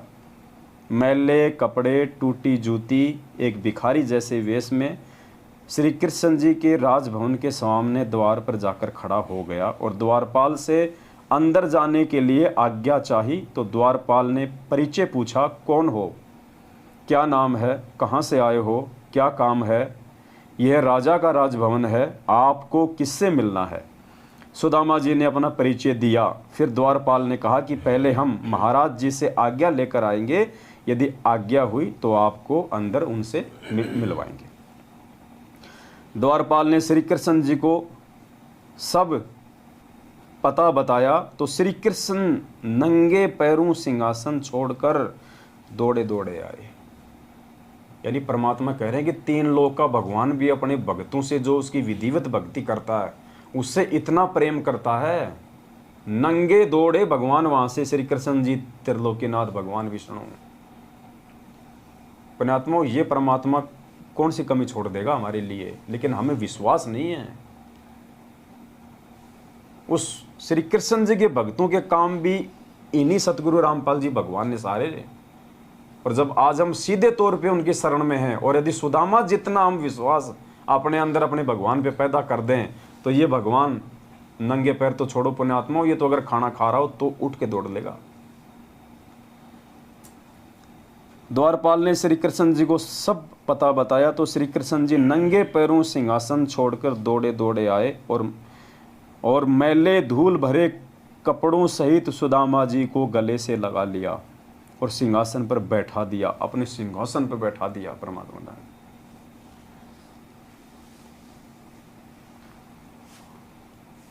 अभी खेल पुण्यात्मा कुछ हो रही हैं। श्री कृष्ण जी कहाँ दौड़ लेंगे और कहाँ इस मैले कुचेले को अपने सीने से लगा लेंगे। जैसे सबरी के झूठे बेर रामचंद्र रूप में श्री कृष्ण जी ने सतगुरु रामपाल जी भगवान ने खाए थे, वो नहीं खा सकता था। राजा था, कितना अहंकार होता है, कितना अभिमान होता है। परमात्मा ने खाए उस समय रामचंद्र रूप में माता सबरी के झूठे बेर, वरना पीछे भाई खड़ा था, लक्ष्मण मुंह चढ़ा रहा था और यूं फेंक रहा था पीछे उन बेरों को, तो राम कहां से खा लेता। परमात्मा ने खाए, सतगुरु रामपाल जी भगवान ने, उस कबीर परमेश्वर ने। तो यहां भी वही परमात्मा सारा खेल खेल रहा था। द्वारपाल ने श्री कृष्ण जी को सब बताया तो श्री कृष्ण नंगे पैरों सिंहासन छोड़कर दौड़े दौड़े आए और मैले धूल भरे कपड़ों समेत सुदामा जी को गले से लगा लिया और सिंहासन पर बैठा दिया। फिर अपने हाथों सुदामा जी के पैर धोए, नहाया, नए कपड़े पहनाए, कई प्रकार का भोजन बनवाया। खाने के लिए जो चावल सुदामा जी लाए थे उनको बड़ी रुचि के साथ श्री कृष्ण जी ने खाया। सुदामा जी के खाने के लिए कई प्लेटों में हलवा, खीर, कई सब्जी रोटी सामने रख दी। सुदामा जी को अपने घर का दृश्य याद आया कि आज शाम का खाना भी घर पे नहीं है, बच्चे भूखे बैठे हैं, रो रहे होंगे, माँ रोटी कह रहे होंगे, मैं ये पकवान कैसे खाऊं? यदि नहीं खाऊंगा तो श्री कृष्ण जी को पता चलेगा कि मैं कुछ मांगने आया हूं। मतलब सुदामा ने मतलब इतना वो दिखाया कि कहीं भगवान को भी इस बात का मालूम ना पड़ जाए कि मैं इससे कुछ मतलब मांगने तो नहीं आया हूँ, कहीं इसको मेरी आर्थिक स्थिति का इसको मालूम ना पड़ जाए। और दूसरी तरफ वो खाना उसकी आत्मा भी नहीं मांग रही थी, क्योंकि उधर उसके बच्चे बेचारे कितने भूखे थे।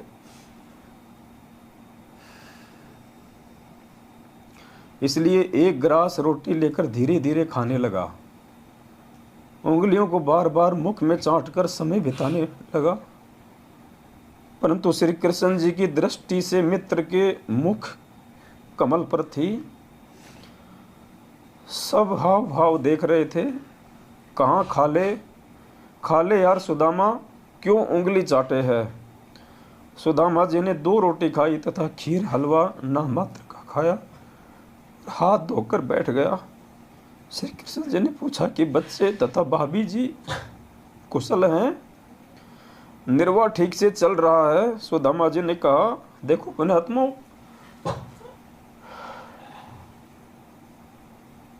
हम तो सुदामा के पैर के लायक भी नहीं है, उसके चरणों की धूल भी नहीं है, और बात करते हैं हम सतलोक जाने की।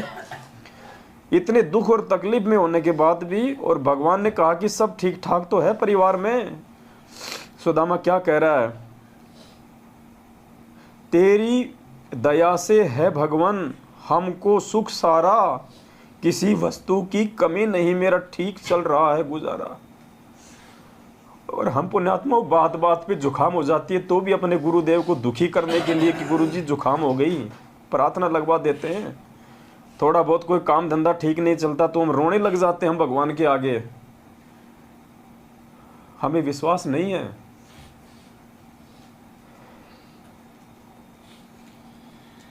हमारी आदतों को बिगाड़ा जा रहा है काल भगवान के द्वारा, इस मैनेजमेंट वालों को निमित्त बना के हमारी आंखों के सामने हमारे को नंबर दे देंगे कि लगाओ प्रार्थना, लगाओ प्रार्थना।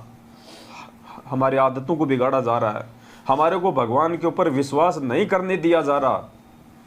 इसलिए हम विनती करते हैं इन लोगों का साथ छोड़ो भाई, ये लोग हमारे को विश्वासी नहीं बनने देंगे। हमारे अंदर जो दृढ़ता, जो विश्वास गुरुजी पैदा करना चाहते हैं सुदामा की तरह, ये लोग नहीं करने देंगे। यही काल भगवान की सूक्ष्म चाल होती है। तो सुदामा जी ने कहा कि तेरी दया से है भगवान हमको सुख सारा, किसी वस्तु की कमी नहीं, मेरा ठीक चल रहा गुजारा।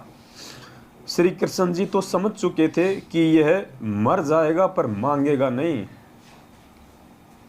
उसी समय सुदामा जी को दूसरे कमरे में विश्राम के लिए निवेदन किया और राज दरबार में जाकर विश्वकर्मा जी को बुलाया, जो मुख्य इंजीनियर था, तथा सुदामा जी का पूरा पता लिखवाकर उसका सुंदर महल बनाने का आदेश दिया।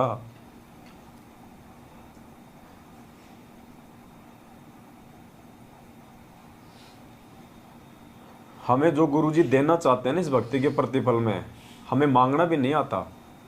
परमात्मा पता नहीं हमें क्या देना चाहता है, और हम लोग छोटी छोटी चीज़ें मांग के उस परमात्मा की नज़रों से हम नीचे गिर जाते हैं।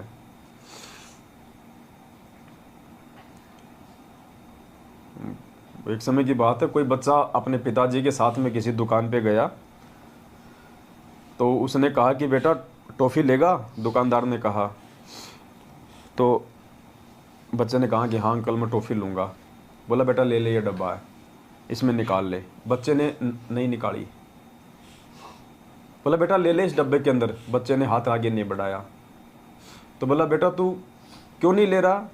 बोले अंकल जी मेरा हाथ बहुत छोटा है, अगर मैं मेरे हाथ से उठाऊंगा तो क्या पता 4 टॉफ़ी आएंगी, 5 टॉफ़ी आएंगी, और आप यदि अपने हाथ से दोगे तो बहुत सारी आएंगी। तो पुण्यात्मा अगर भगवान अगर भगत की भक्ति से प्रसन्न होकर अगर अपनी इच्छा से उसको कुछ देगा, पता नहीं परमात्मा क्या दे दे। और हम नालायक एक कार, एक कोठी, एक मकान, अपने बच्चों की नौकरी मांग मांग के, और जो परमात्मा हमें जो देना चाहता है वास्तव में, हम उससे भी हम दूर हो जाते हैं।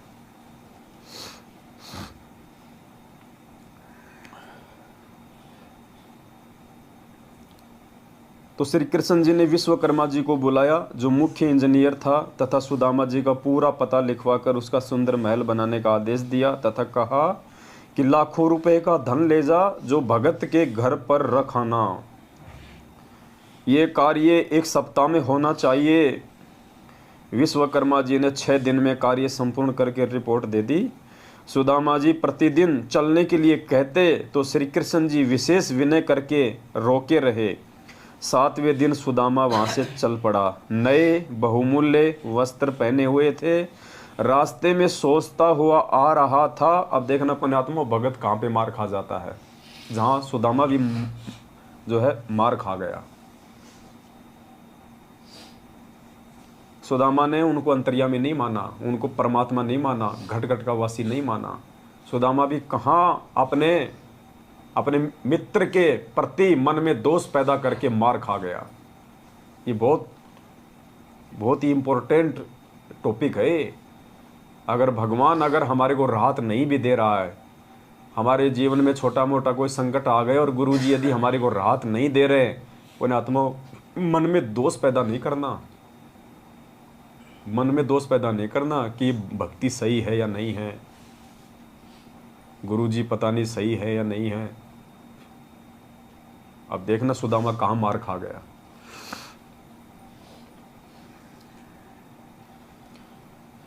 रास्ते में सोचता हुआ आ रहा था कि श्री कृष्ण मेरे से पूछ रहा था कि किसी वस्तु का अभाव तो नहीं है, क्या उसको दिखाई नहीं दे रहा था कि मेरा क्या हाल है? वही बात हुई ना कि मित्रता समान हैसियत वालों से ही करनी चाहिए। सुदामा के मन में ये दोष आ गया कि वहाँ बार बार मेरे से श्री कृष्ण पूछ रहा था कि घर पे तो सब ठीक है, भाभी तो ठीक है, बच्चे तो ठीक है, कोई चीज़ की कमी तो नहीं है ना। तो सुदामा ने सोचा कि क्या उसको मेरी हालत नहीं दिखाई दे रही थी? अगर मेरे घर की हालत ठीक होती, मेरे बच्चे ठीक होते, तो मैं ऐसे मेरी फटी जूतियाँ, मैले कुचैले कपड़े थोड़े ना होते मेरे, लेकिन वो मेरा मजाक उड़ा रहा था। ये मन में दोष आ गया उसके। 7वें दिन सुदामा चल पड़ा। नए बहुमूल्य वस्त्र पहने हुए थे। रास्ते में सोचता हुआ आ रहा था कि श्री कृष्ण मेरे से पूछ रहा था कि किसी वस्तु का अभाव तो नहीं है। क्या उसको दिखाई नहीं दे रहा था कि मेरा क्या हाल है? वही बात हुई कि मित्रता समान हैसियत वालों से ही निभती है।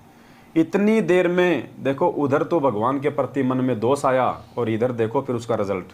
हमें शिक्षा दे रहे हैं गुरुजी कि कैसी भी विकट परिस्थिति आ जाए, भगवान से विश्वास नहीं हटाना, मन को कमजोर मत करना, आत्मा को नीचे मत गिरने देना। ये परीक्षा का समय होता है। सुदामा ऐसा सोच ही रहा था, मन में दोष लेके आया। इतनी देर में जंगली भीलों ने रास्ता रोक लिया और कहा कि निकाल जो कुछ ले रखा है। सुदामा जी ने कहा कि मेरे पास कुछ नहीं है। भीलों ने तलाशी ली तो कुछ नहीं मिला। सुदामा जी के कीमती धोती कुर्ता छीन ले गए, उसको नंगा छोड़ गए। सुदामा जी को ये सजा अविश्वास की मिली थी। क्या कह रहे हैं गुरुजी? जो कपड़े लत्ते थे ना, वो भी निकलवा ले गए, नंगा, अंडरवियर भी नहीं छोड़ी। और गुरुजी कह रहे हैं कि सुदामा को ये जो सजा मिली थी, ये किस चीज की मिली? अविश्वास की। ये हमें शिक्षा दे रहे हैं गुरुजी कि नाम दीक्षा लेने के बाद अपने भगवान पे अविश्वास नहीं करना बिल्कुल भी, चाहे दुनिया इधर से उधर क्यों ना हो जाए, काल तुम्हें कितना भी तोड़ने मरोड़ने का प्रयास क्यों ना करे, तुम्हारे मन में कितने भी विक्षेप पैदा क्यों ना करे। जैसे अर्जुन और सर्जुन मार खा गए थे भगवान पे अविश्वास करके, भगवान पे शंका करके। जब लोगों ने कहा ना कि तुम कहाँ मर गए थे, यहाँ तो कबीर ने ऐसा कांड कर दिया, बड़े बाजार में बेइज्जती कर दी, हमारे को मुंह दिखाने के लायक नहीं छोड़ा। तो अर्जुन सर्जुन ने पहले तो हिम्मत दिखाई, बड़े नालायको तुम क्या बोल रहे हो, तुम्हारे मुंह में कीड़े पड़ जाने चाहिए, तुम गुरुजी के बारे में ऐसा बोल रहे हो। तो फिर लोगों ने कहा कि तेरे को विश्वास नहीं है क्या, उस वैश्या के घर पे जाके देख ले, वहीं मिलेंगे गुरुजी तेरे को, रोज जाते हैं। तो अर्जुन सर्जुन के मन में क्या आया पता है? उन्होंने बोला भाई अगर आंखों से देख लेंगे तो मानेंगे। वही मार खा गए। वहाँ जाना और गुरुजी को शिक्षा देना तो पुण्यात्मा बहुत दूर की बात है। वो वहीं मार खा गए थे कि अगर आंखों देख लेंगे तो मानेंगे। इसका मतलब उनको विश्वास नहीं था कि गुरुजी ऐसा कर भी सकते हैं। वहीं मार खा गए वो। और वहाँ जाके तो उन्होंने अपने कर्म फोड़े लिए भगवान को शिक्षा देके कि गुरुजी बाहर आपकी बदनामी हो रही है, ये नीच का घर, आपको यहाँ नहीं बैठना चाहिए। तो सुदामा के भी मन में दोष आ गया। सुदामा जी को ये सजा अविश्वास की मिली थी। तो पुण्यात्मा चाहे कुछ भी हो जाए, अरे गर्दन कौन सी बड़ी बात है। आज से पहले हमारे असंख्य जन्म हो लिए, हम कोई सुख शांति की मौत तो मुश्किल से 1-2% ही मरे होंगे, बाकी तो हम दुर्घटनाओं में मरे हैं। कोई बीमारी से तड़प तड़प के मरा है, कोई सेना में होगा तो दुश्मन ने उसका गला काट दिया होगा। आजकल तो गोलियों से मार देते हैं, पहले तो चाकू से मारते थे, गले काट दिया करते थे। कितनी बार हम बकरे बने, कसाई ने हमारे वो गले काटे। अरे ये जन्म में भी मर जाएंगे और क्या होगा इससे ज्यादा। मालिक कहते हैं सिर साटे की भक्ति है और कछु नहीं बात, सिर के साटे पाइए अवगत अलखनाथ। और शीश तुम्हारा जाएगा तू कर सतगुरु को दान, मेरा मेरी छोड़ दे यो ही गई मैदान। और गुरु जी कहते हैं करोड़ों शीश तूने दे दिए यम राजा की फेट। फेट यानी वो तो झटके से लेता है, कहीं कोई सैनिक बना के मार देगा लड़ाई में, कहीं कोई बकरा बना के आपका उड़ा देगा गर्दन। फेंट यानी झटके से। तो गुरु जी कहते हैं कि करोड़ों शीश तूने दे दिए यम राजा की फेंट, एक शीश दे के देख ले सतगुरु अपने की भेंट। भेंट यानी प्यार से। ये वर्तमान शीश गुरु जी कह रहे हैं तू अपने गुरु जी के चरणों में रख दे। जो गुरु जी कहें उनके प्रत्येक वचन की पालना करो, प्रत्येक मर्यादा निभाओ, वो होता है शीश देना। गुरु जी ये नहीं करेंगे तू अपने यहाँ से मेरे को दे दे काट के। शीश देने का मतलब है समर्पित हो जाना गुरु जी के प्रति। उनके वचन को तोड़वाने के लिए अगर ब्रह्मा विष्णु महेश भी आ जाए तो भी सामने अड़ जाओ कि बेटा साइड में हो ले, तेरी नहीं चलेगी, ये पिछली पीढ़ी है। और यहाँ हमारे जैसे 2 कोड़ी के हमारे भाई बहन हमारे को 6 महीने में कांग्रेस को वोट डलवा देते हैं, 6 महीने में बीजेपी को डलवा देते हैं, रक्तदान करवा देते हैं, देहदान करवा देते हैं, गुंडों की CBI जांच करवा देते हैं। मिनट मिनट में हमारी मर्यादा तोड़वा रहे हैं। कहाँ हमारे अंदर दृढ़ता है, कहाँ ज्ञान है। तो परमात्मा कहते हैं ये सजा सुदामा जी को अविश्वास की मिली, नंगा करके छोड़ दिया। नंगा करके भगवान ने जो कपड़े पहना के भेजे थे वापस उतरवा लिए भगवान ने। शाम को सूर्य अस्त के बाद अपनी झोपड़ी से थोड़ी दूरी पर अंधेरे में एक पेड़ के नीचे खड़ा होकर देखने लगा कि झोपड़ी किसी ने उखाड़ के फेंक रखी है। उसको नहीं पता था कि भगवान ने यहाँ पे महल खड़ा कर दिया। उसने देखा कि भाई हो सकता है किसी जमींदार ने या किसी व्यक्ति ने तो मेरी झोपड़ी भी उखाड़ के फेंक दी, उसने अपना तो यहाँ पे महल बना के खड़ा कर दिया और दुखी हो गया। उसके स्थान पर आलीशान महल 2 मंजिल बना है। सुदामा जी दुखी हुए कि किसी ने झोपड़ी भी उखाड़ दी और कब्जा करके अपना मकान बना लिया। बच्चे तथा पत्नी पता नहीं कहाँ भूख के मारे डूबकर मर गए होंगे। अब जीवित रहकर भी क्या करना है, मैं भी दरिया में समाधि लेकर जीवन अंत करता हूँ। यदि परिवार जीवित भी होगा तो भूख के मारे तड़फ रहा होगा, मेरे से देखा नहीं जाएगा। वहाँ से ये सोच के चलने लगा था। उसकी पत्नी महल पर खड़ी होकर अपने पति के आने की बाट देख रही थी। ये विचार कर रही थी कि ब्राह्मण जी अपनी झोपड़ी को ना पाकर कुछ बुरी ना सोच लें, इसलिए द्वारिका के रास्ते पर टकटकी लगाए खड़ी थी। उसने उसी समय एक व्यक्ति अंधेरे में खड़ा महसूस हुआ। मिश्राणी शीघ्रता से दीपक लेकर उस ओर चली। सुदामा जी पेड़ की ओट में होकर देखने लगा कि यह स्त्री कौन है। पेड़ की ओट में इसलिए हो गया क्योंकि वो नंगा था, शर्म के मारे पेड़ की ओट में हो गया कि ये औरत कौन है। क्यों, उसने तो अच्छे खासे कपड़े पहन रखे थे, जेवर पहन रखे थे। उसने सोचा मेरी औरत तो हो ही नहीं सकती। मिश्राणी जी शीघ्रता से दीपक लेकर उस ओर चली। सुदामा जी पेड़ की ओट में होकर देखने लगा कि ये स्त्री कौन है, दीपक लेकर कहाँ जाएगी। दीपक की रोशनी में सुदामा ने अपनी पत्नी को पहचान लिया, परंतु महल से आई है, ये क्या माजरा है। सुदामा जी ने कहा कि दीपक बुझाओ, मैं नंगा हूँ। रास्ते में भीलों ने मेरे वस्त्र छीन लिए जो श्री कृष्ण जी ने नए बहुत कीमती बनवाए थे। पंडितानी ने दीपक बुझा दिया। सुदामा ने पूछा कि ये महल किसने बना दिया, अपनी झोपड़ी किसने उखाड़ दी, आप किसके महल से आई हो, नौकरानी का कार्य करने लगी हो क्या। पंडितानी ने कहा कि हे स्वामी, ये महल आपके मित्र श्री कृष्ण जी ने बनवाया है। आपके जाने के चौथे दिन सैकड़ों कारीगर आए, साथ में बैलों पर पत्थर, ईंट, चूना तथा अन्न धन लाद कर लाए। 6 दिन में संपूर्ण करके चले गए। आओ, यह आपका महल है। पुण्यात्माओं, क्या कह रही है पंडितानी कि आपके जाने के बाद में सैकड़ों की संख्या में कारीगर आए और ये मकान बना के चले गए। आपके मित्र श्री कृष्ण जी ने बनवाया है। 650 साल पहले गुरु जी ने क्या बताया, भगवान ने 18 लाख लोगों को भंडारा करवाया। पुण्यात्माओं, उस समय भगवान पे विश्वास करने वाला सुदामा जैसा कोई उनका भगत नहीं था 64 लाख में। इसलिए भगवान को खुद ही भगत की भूमिका करनी पड़ी और आज हमारे को विश्वास दिलाने के लिए ये उदाहरण पेश करना पड़ा कि अगर तुम भगवान पे विश्वास करोगे इस प्रकार से तो परमात्मा तुम्हारे लिए क्या नहीं कर देगा। अगर उस समय कोई भगत होता 64 लाख में जो इतना विश्वास अगर गुरु जी पे करता तो परमात्मा को खुद भगत बनने की जरूरत नहीं पड़ती, जैसे यहाँ पे श्री कृष्ण जी ने सुदामा के लिए किया। अब 650 साल पहले कोई भगत था नहीं कोई सुदामा जैसा, वरना भगवान को लीला नहीं करनी पड़ती। उस भगत के लिए भगवान लीला करता, लेकिन कोई भगत था ही नहीं, इसलिए गुरु जी को खुद भगत बनना पड़ा 650 साल पहले। तो वो काम यहाँ पे श्री कृष्ण जी ने किया अपने भगत के लिए, और वो काम परमात्मा ने दिखाया करके कि मेरे ऊपर यदि तुम इतना विश्वास करोगे और मेरी मर्यादा में चलोगे कि साईं इतना दीजिए जिसमें कुटुंब समाव, हम भी भूखा ना रहे साधु न भूखा जाए, अनाप शनाप माया नहीं जोड़ोगे, तुम्हारे अंदर वो प्रवृत्ति नहीं होगी, और फिर यदि तुम्हारे ऊपर कोई संकट आएगा तो परमात्मा कहते हैं फिर मैं तुमसे दूर नहीं हूँ।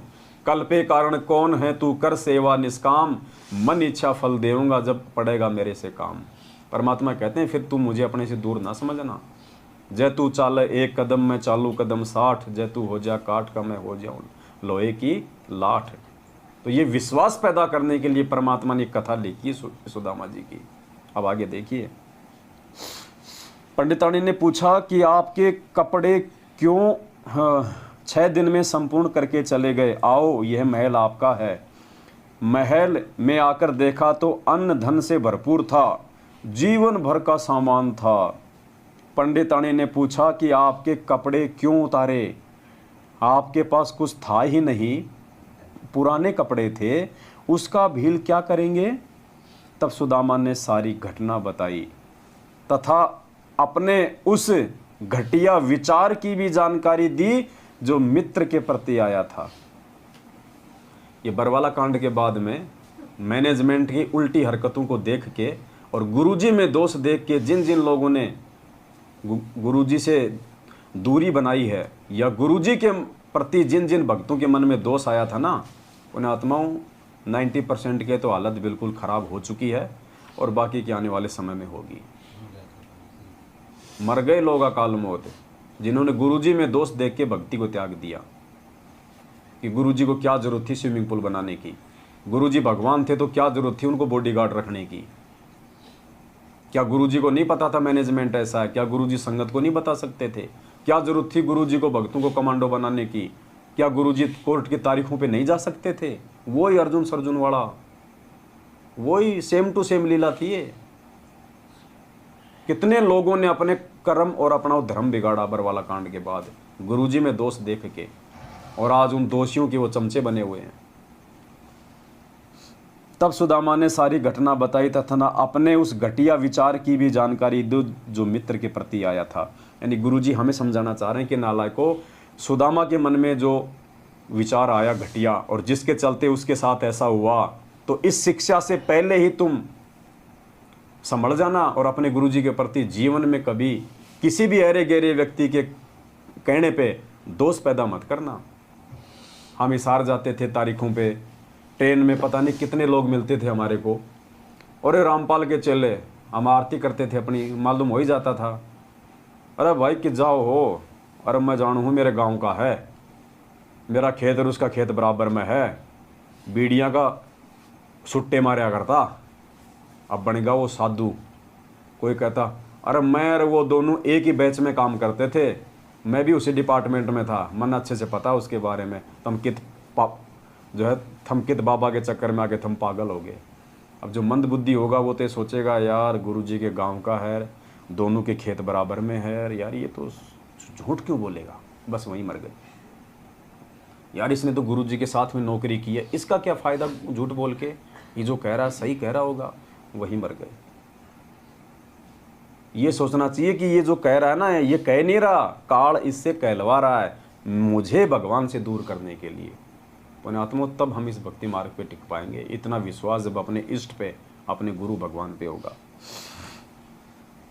तब सुदामा जी ने सारी घटना बताई तथा अपने उस घटिया विचार की भी जानकारी दी जो मित्र के प्रति आया था कि मेरे से श्री कृष्ण पूछ रहा था कि घर में किसी वस्तु की कमी तो नहीं है, गुजारा ठीक चल रहा है क्या? मैंने कह दिया था कि आपकी कृपा से सब कुशल है, किसी वस्तु की कमी नहीं है, निर्वाह ठीक चल रहा है।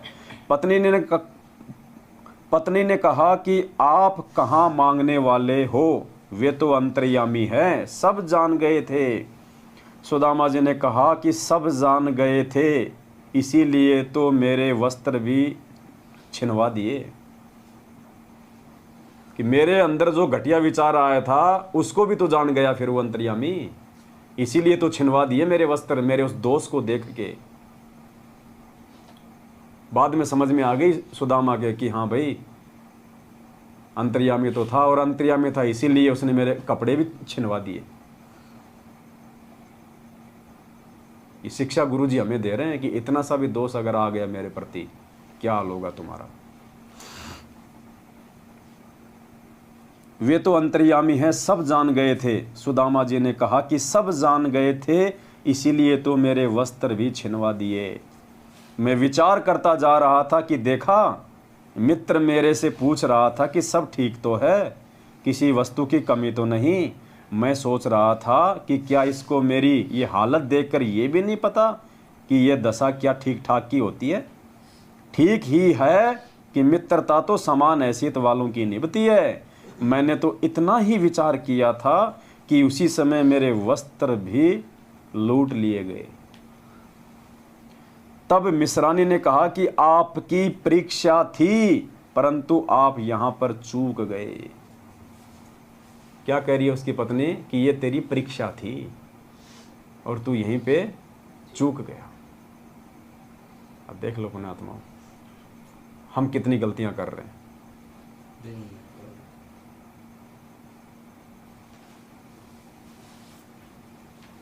उसी का झटका आपको दिया। अब देख तेरे मित्र का कमाल। बच्चों के वस्त्र राजाओं जैसे हैं। 4 सिपाही चारों कोणों पर रखवाली कर रहे हैं।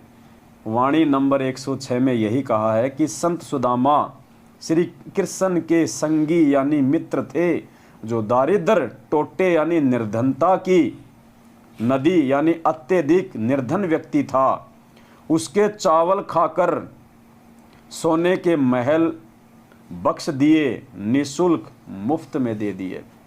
विचार, गुरुजी कह रहे हैं विचार। श्री कृष्ण जी राजा थे। अपने मित्र की इतनी सहायता करना एक राजा के लिए कोई बड़ी बात नहीं है। इतनी सहायता तो एक प्रांत का मंत्री अपने मित्र की आसानी से कर सकता है। अब देखना परमात्मा ने क्या क्या किया अपने भक्तों के साथ। परमेश्वर कबीर जी ने एक अति निर्धन मुसलमान लुहार तैमूर लंग की 1 रोटी खाकर 7 पीढ़ी का राज बख्श दिया। उसने तो 3 मुट्ठी खाए थे चावल की, भगवान ने तो केवल 1 चपाती खाई थी और 7 पीढ़ी का राज दे दिया। उसने खाली सुदामा के जीवन को ही सफल किया और भगवान ने 7 पीढ़ी का राज बख्श दिया। राज जो पूरे विश्व का संचालन करता है, पूरा देश चलाता है। यानी गुरुजी कह रहे हैं कि उस श्री कृष्ण से आज तुम्हारा भगवान कितना समर्थ है, देख लो नालायको। और तुम, भगवान तो श्री कृष्ण से भी ज्यादा समर्थ तुम्हारा, लेकिन तुम भगत सुदामा से भी नीचे गिरे हुए। तो कैसे बात बनेगी? कैसे सतलोक की यात्रा कर पाओगे? कैसे वो दरवाजा देख पाओगे? एक अति निर्धन मुसलमान लोहार तैमूर लंग की 1 रोटी खाकर 7 पीढ़ी का राज बख्श दिया।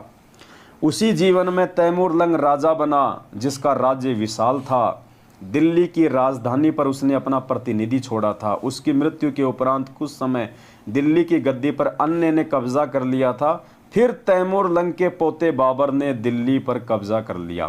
पहले तैमूर लंग का प्रतिनिधि दिल्ली पर बैठा रहता था। उसकी तीसरी पीढ़ी ने अपने आप को स्वतंत्र घोषित कर दिया। तब बाबर ने लड़ाई करके दिल्ली का राज्य प्राप्त किया। बाबर से औरंगजेब तक 6 पीढ़ी तक प्रथम तैमूर लंग। इस प्रकार कुल 7 पीढ़ी का राज्य परमेश्वर कबीर जी ने तैमूर लंग को दिया। नंबर 1 तैमूर लंग, नंबर 2 उसका पोता बाबर, नंबर 3 हुमायूं पुत्र बाबर, नंबर 4 अकबर पुत्र हुमायूं, नंबर 5 जहांगीर पुत्र अकबर, नंबर 6 शाहजहां पुत्र जहांगीर और नंबर 7 औरंगजेब पुत्र शाहजहां। 1 चपाती के बदले 7 पीढ़ी का राज, जबकि ना तो उसने नाम लिया था उस समय तक, ना वो कोई मर्यादा में था, ना वो कोई भक्ति जानता था। ये समर्थता दिखाई परमात्मा ने कि आज तो तुम मेरी शरण में हो, तुम्हारे लिए मैं क्या नहीं कर सकता। रंका बंका वाली उस कथा में परमात्मा ने क्या कहा उनको कि मैं चाहूं तो तुम्हारे लिए सोने का महल भी बनवा सकता हूं, सोने का भी। उनकी झोपड़ी जलाई ना परमात्मा ने, और फिर उससे भी बड़ी झोपड़ी बना दी थी।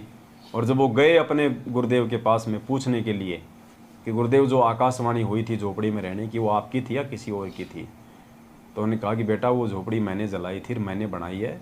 तुमने जो परीक्षा दी है और इस परीक्षा में जो तुम पास हुए हो, उसके बदले तो मैं तुम्हारा सोने का मकान भी बना सकता था। लेकिन भगवान ने भक्तों से भक्ति करवानी होती है, इसलिए उनको परमात्मा लिमिट में रखते हैं। विशेष भिन्नता, जन्म मरण का कष्ट न श्री कृष्ण जी का समाप्त है न सुदामा का हुआ। दोनों ही आगे के जन्मों में अन्य प्राणियों के शरीरों में जाएंगे। तैमूर लंग को 7 पीढ़ी का राज्य भी मिला और मोक्ष भी मिला। अब देखो पुण्यात्माओं, क्या आज तक कभी गुरुजी ने किसी सत्संग में कहा कि तैमूर लंग का मोक्ष हो गया, वो सतलोक चला गया? वो तो भक्ति युग था ही नहीं। उस समय तो प्रथम मंत्र भी भगवान ने किसी को पूरा नहीं दिया। 1392 में परमात्मा ने प्रकट होकर उसको नाम दिया था, जबकि काशी में 1398 में आया था, 6 साल बाद। अपने काशी में प्रकट होने के 6 साल पहले ही परमात्मा तैमूर लंग को मिला था, 1392 में। और क्या लिख रहे हैं गुरु जी? तैमूर लंग को 7 पीढ़ी का राज्य भी मिला और मोक्ष भी मिला। मोक्ष, अब देखो, अब गुरु जी तो नानक जी के आगे भी लिख देते हैं कि नानक जी का मोक्ष हो गया। अब नानक जी का मोक्ष हुआ मान लेना, अगर आपकी आत्मा गवाह दे दे कि तैमूर लंग का भी मोक्ष हो गया होगा। राज्य में मोक्ष नहीं होता, और तैमूर लंग का उस समय कहां से मोक्ष हो जाएगा? लेकिन मोक्ष का मतलब ये नहीं कि वो सतलोक बैठ गया।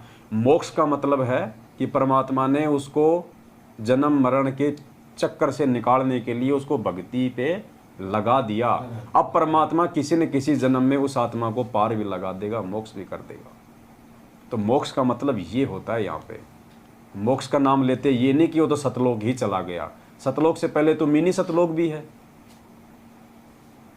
तो हमने इन चीज़ों को समझना चाहिए। मोक्ष का युग ये है, ये वर्तमान समय है, और ये परमेश्वर आज साक्षात अपने वास्तविक रूप में प्रकट है, अपने संपूर्ण पावर के साथ में आज दे सकता है ये मोक्ष।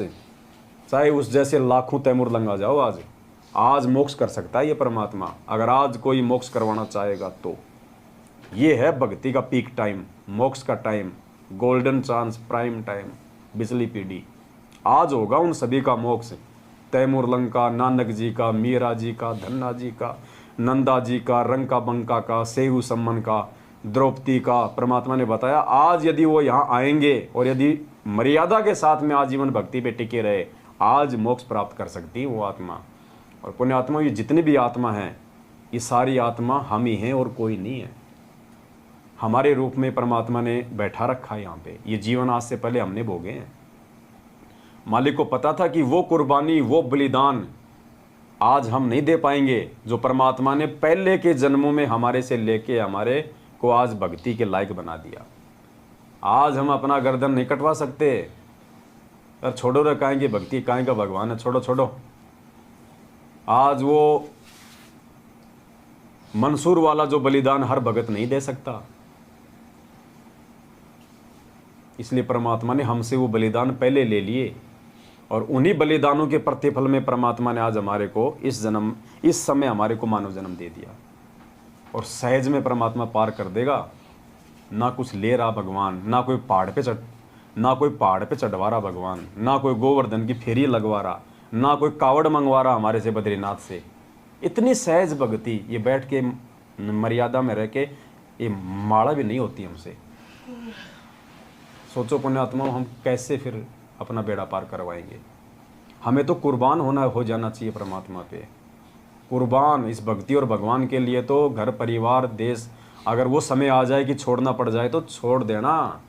उन बच्चों को कल को मर गए तो कौन संभालेगा? जिन बच्चों के लिए हम आगे पीछे दौड़ रहे हैं, फिर कौन संभालेगा उनको? और हमारी आंखों के सामने छोटे छोटे बच्चों को छोड़ के लोग एक्सीडेंट में मर जाते, उन परिवारों को कौन संभाल रहा है भाई? इन चीज़ों से हमारे को विचार करना चाहिए। सबको चूगा पानी परमात्मा देता है। मालिक कहते हैं पो पाटी पगड़ा भया और जागी जिया जून, सब काहू को देत है वो चौंत समाना चून।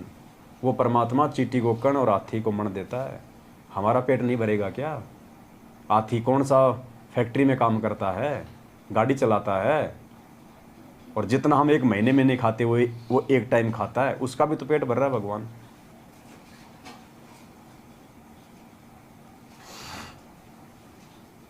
तैमूर लंग को 7 पीढ़ी का राज्य भी मिला और मोक्ष भी मिला। सहायता में इतना अंतर समझें, जैसे सहायता तो एक प्रांत का मंत्री करे, दूसरा देश का प्रधानमंत्री करे। कबीर जी यानी सतपुरुष को प्रधानमंत्री जानो, और श्री कृष्ण विष्णु जी को प्रांत का एक मंत्री जानो। फिर भी बात भक्ति की चल रही है तो कबीर जी ने कहा है कि कबीर जो जाकी शरणा बसे ताको ताकी लाज, जल स्यो ही मछली चढ़े और बह जाते गजराज। तो पुण्यात्माओं, ये अनमोल समय परमपिता परमेश्वर ने जो पिछली पीढ़ी का बक्सा है आप और हमारे ऊपर, इस समय की महिमा का, इस समय की कीमत का कोई अंदाज़ा नहीं लगाया जा सकता। यानी हम अपने शब्दों में बयान नहीं कर सकते कि परमात्मा ने कितना बड़ा एक महायोग बैठाया है, कितना बड़ा। चारों युगों में ये एक कलयुग, और कलयुग में भी बिचली पीढ़ी, और बिचली पीढ़ी में भी उस समय हमारा जन्म जब भगवान साक्षात धरती पे प्रकट, और फिर 8.5 अरब की जनसंख्या में से मुश्किल से 1% भी आज उनकी शरण में नहीं है। 20 लाख लोग, यदि आप 8.5 अरब की जनसंख्या में से रेशियो निकालो, आपको आधा प्रतिशत भी नहीं दिखाई देंगे। उन आधा प्रतिशत में हमारा नंबर, और उस आधा प्रतिशत में भी छटनी कर करके हमारा नंबर परमात्मा सतसेवकों में ले आए, और सतसेवकों में भी परमात्मा उस पोजीशन पे बैठा दिए कि हम अपनी गर्दन कटवा सकते हैं लेकिन सात संगतियों से दूर नहीं हो सकते। ये दुर्लभ योग है। इसलिए परमात्मा कहते हैं गुरुपद सेव बिरला कोई, जहां पे कृपा साहिब की होई। की जय। बंदी छोड़ सतगुरु रामपाल जी भगवान। तो सारी बातों का परमात्मा हमें एक ही निष्कर्ष निकालते हैं अंत में कि भाई हमने इस परमेश्वर के श्री चरण कमलों से दूर नहीं होना, चाहे कुछ भी हो जाए। संकट आज से पहले भी हमारे जीवन में बहुत आए हैं। गुरु जी के आने के बाद तो इतने मोटे संकट नहीं आएंगे और ना आ सकते। इतने मोटे मोटे संकट तो हमने, जब हम नाम उपदेशी नहीं थे, हमने अपने जीवन में झेले भाई। तो फिर आगे भक्ति में लगने के बाद उन छोटे मोटे संकटों से क्या डरना, क्या घबराना, काहे की लोक लाज, काहे की शर्मा शर्मी। परमात्मा कहते हैं लोक लाज मर्याद जगत की, तिनके जू तोड़ बगावे, जब कोई राम भगत गति पावे। तब जाके यहाँ से मुक्ति मिलेगी। और छोटी छोटी बातों को लेके हम भगवान से दूर हो जाएंगे, गुरुजी में दोष देखना शुरू कर देंगे, और आपस में भगत भाई बहनों में दोष देखना शुरू कर देंगे, एक दूसरे की टांग खींचेंगे, निंदा चुगली करेंगे, उसके पास बैठेंगे उसकी बुराई करेंगे, उसके पास बैठेंगे उसकी बुराई करेंगे। पुण्यात्माओं, ये पार होने के लक्षण नहीं है, ये गधे कुत्ते और सुअर बनने के लक्षण है। भगवान ने अगर किसी भगत को कह दिया कि ये मेरा प्रिय भगत है, अब हम सभी परमात्मा के हम प्रिय भगत ही है। अगर भगवान ने 8.5 अरब की जनसंख्या में से हम चंद गिनी चुनी आत्माओं को अपने शरण में लिया है, तो हम परमेश्वर की हम प्यारी आत्मा है। और परमात्मा की प्यारी आत्मा पे कोई उंगली उठाए बेवजह, देखो वजह पे तो अपने बाप को भी नहीं बख्शना चाहिए। परमात्मा कहते हैं ये सत का मार्ग है। परमात्मा कहते हैं पक्षा पक्षी के कारण है सब जग रहा बुलान। पक्षा पक्षी यानी पक्ष और विपक्ष के चक्कर में पड़ के पूरा मानव समाज दुखी या परेशान है।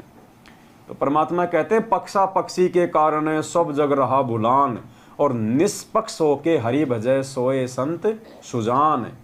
ज्ञानी भगत वो है जो पक्ष और विपक्ष से दूर हटके और निष्पक्ष भाव से बात करे। फिर परमात्मा कहते हैं कि सांचा शब्द कबीर का और प्रकट किया जग माही, और जैसे को तैसा कहे सो तो निंदा नाही। गलत को गलत कहना निंदा नहीं है।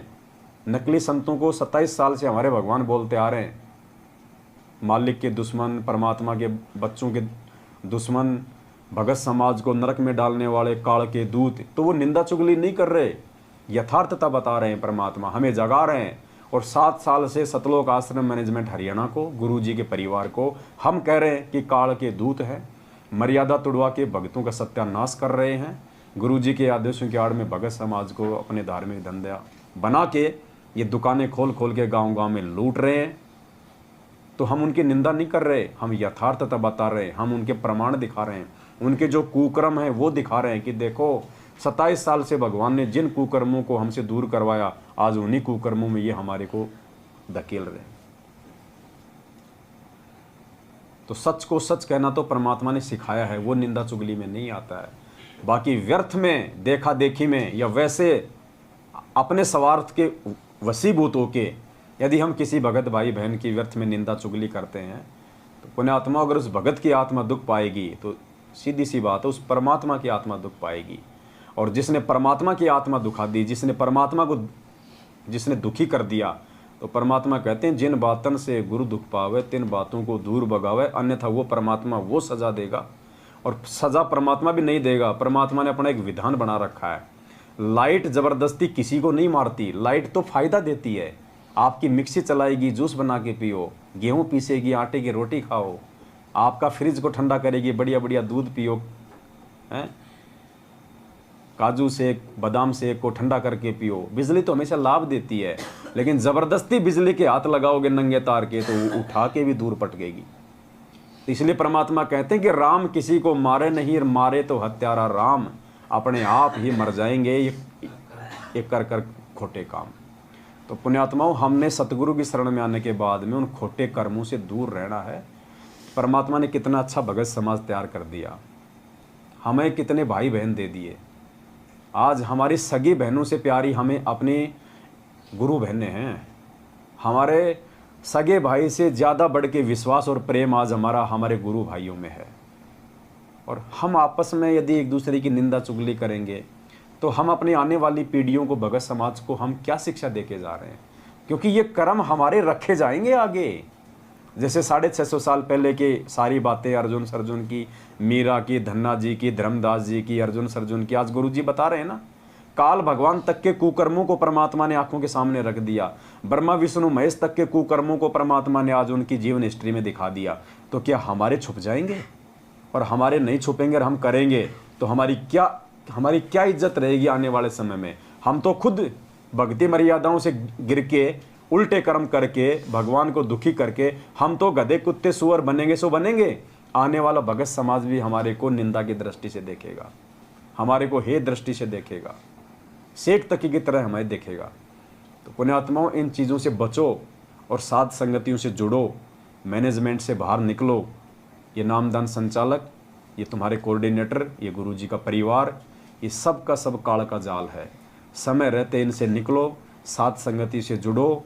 यहाँ आपको परमात्मा की सत भक्ति मिलेगी, यहाँ आपको मर्यादाओं के ऊपर दृढ़ विश्वास के साथ आगे बढ़ने की प्रेरणा मिलेगी। और ये साध संगति ही एकमात्र वो आध्यात्मिक मंच है जिसके माध्यम से परमात्मा अपने हीरों को पक्का करेगा, सतलोक ले जाने के लिए आत्माओं की छटनी करेगा परमात्मा यहाँ से। ये कैंपस प्लेसमेंट है। साल भर बच्चा स्कूल में पढ़ता है, कॉलेज में पढ़ता है, फिर बाहर की कंपनी आके जो कैंपस में जो प्लेसमेंट करती है, इंटरव्यू लेती हैं, जो अच्छे जो बच्चे होते हैं इंटेलिजेंट, उनको छांट के उनका सिलेक्शन करती है, उनको फिर अच्छी नौकरी देती है। तो परमात्मा ने सात संगतियों के माध्यम से अपनी आत्माओं की छटनी करनी है, उनको छांटना है। और परमात्मा ने अपने बच्चों को यहाँ से जो है भगत बनाना है। उनके अंदर भक्ति के गुण और वो लक्षण एक दूसरे भाई बहन को निमित्त बना के ज्ञान चर्चा के माध्यम से परमात्मा ने वो पैदा करने, वो भगत है, वो सपूत पैदा करने परमात्मा ने, वो सूरमा पैदा करने हैं।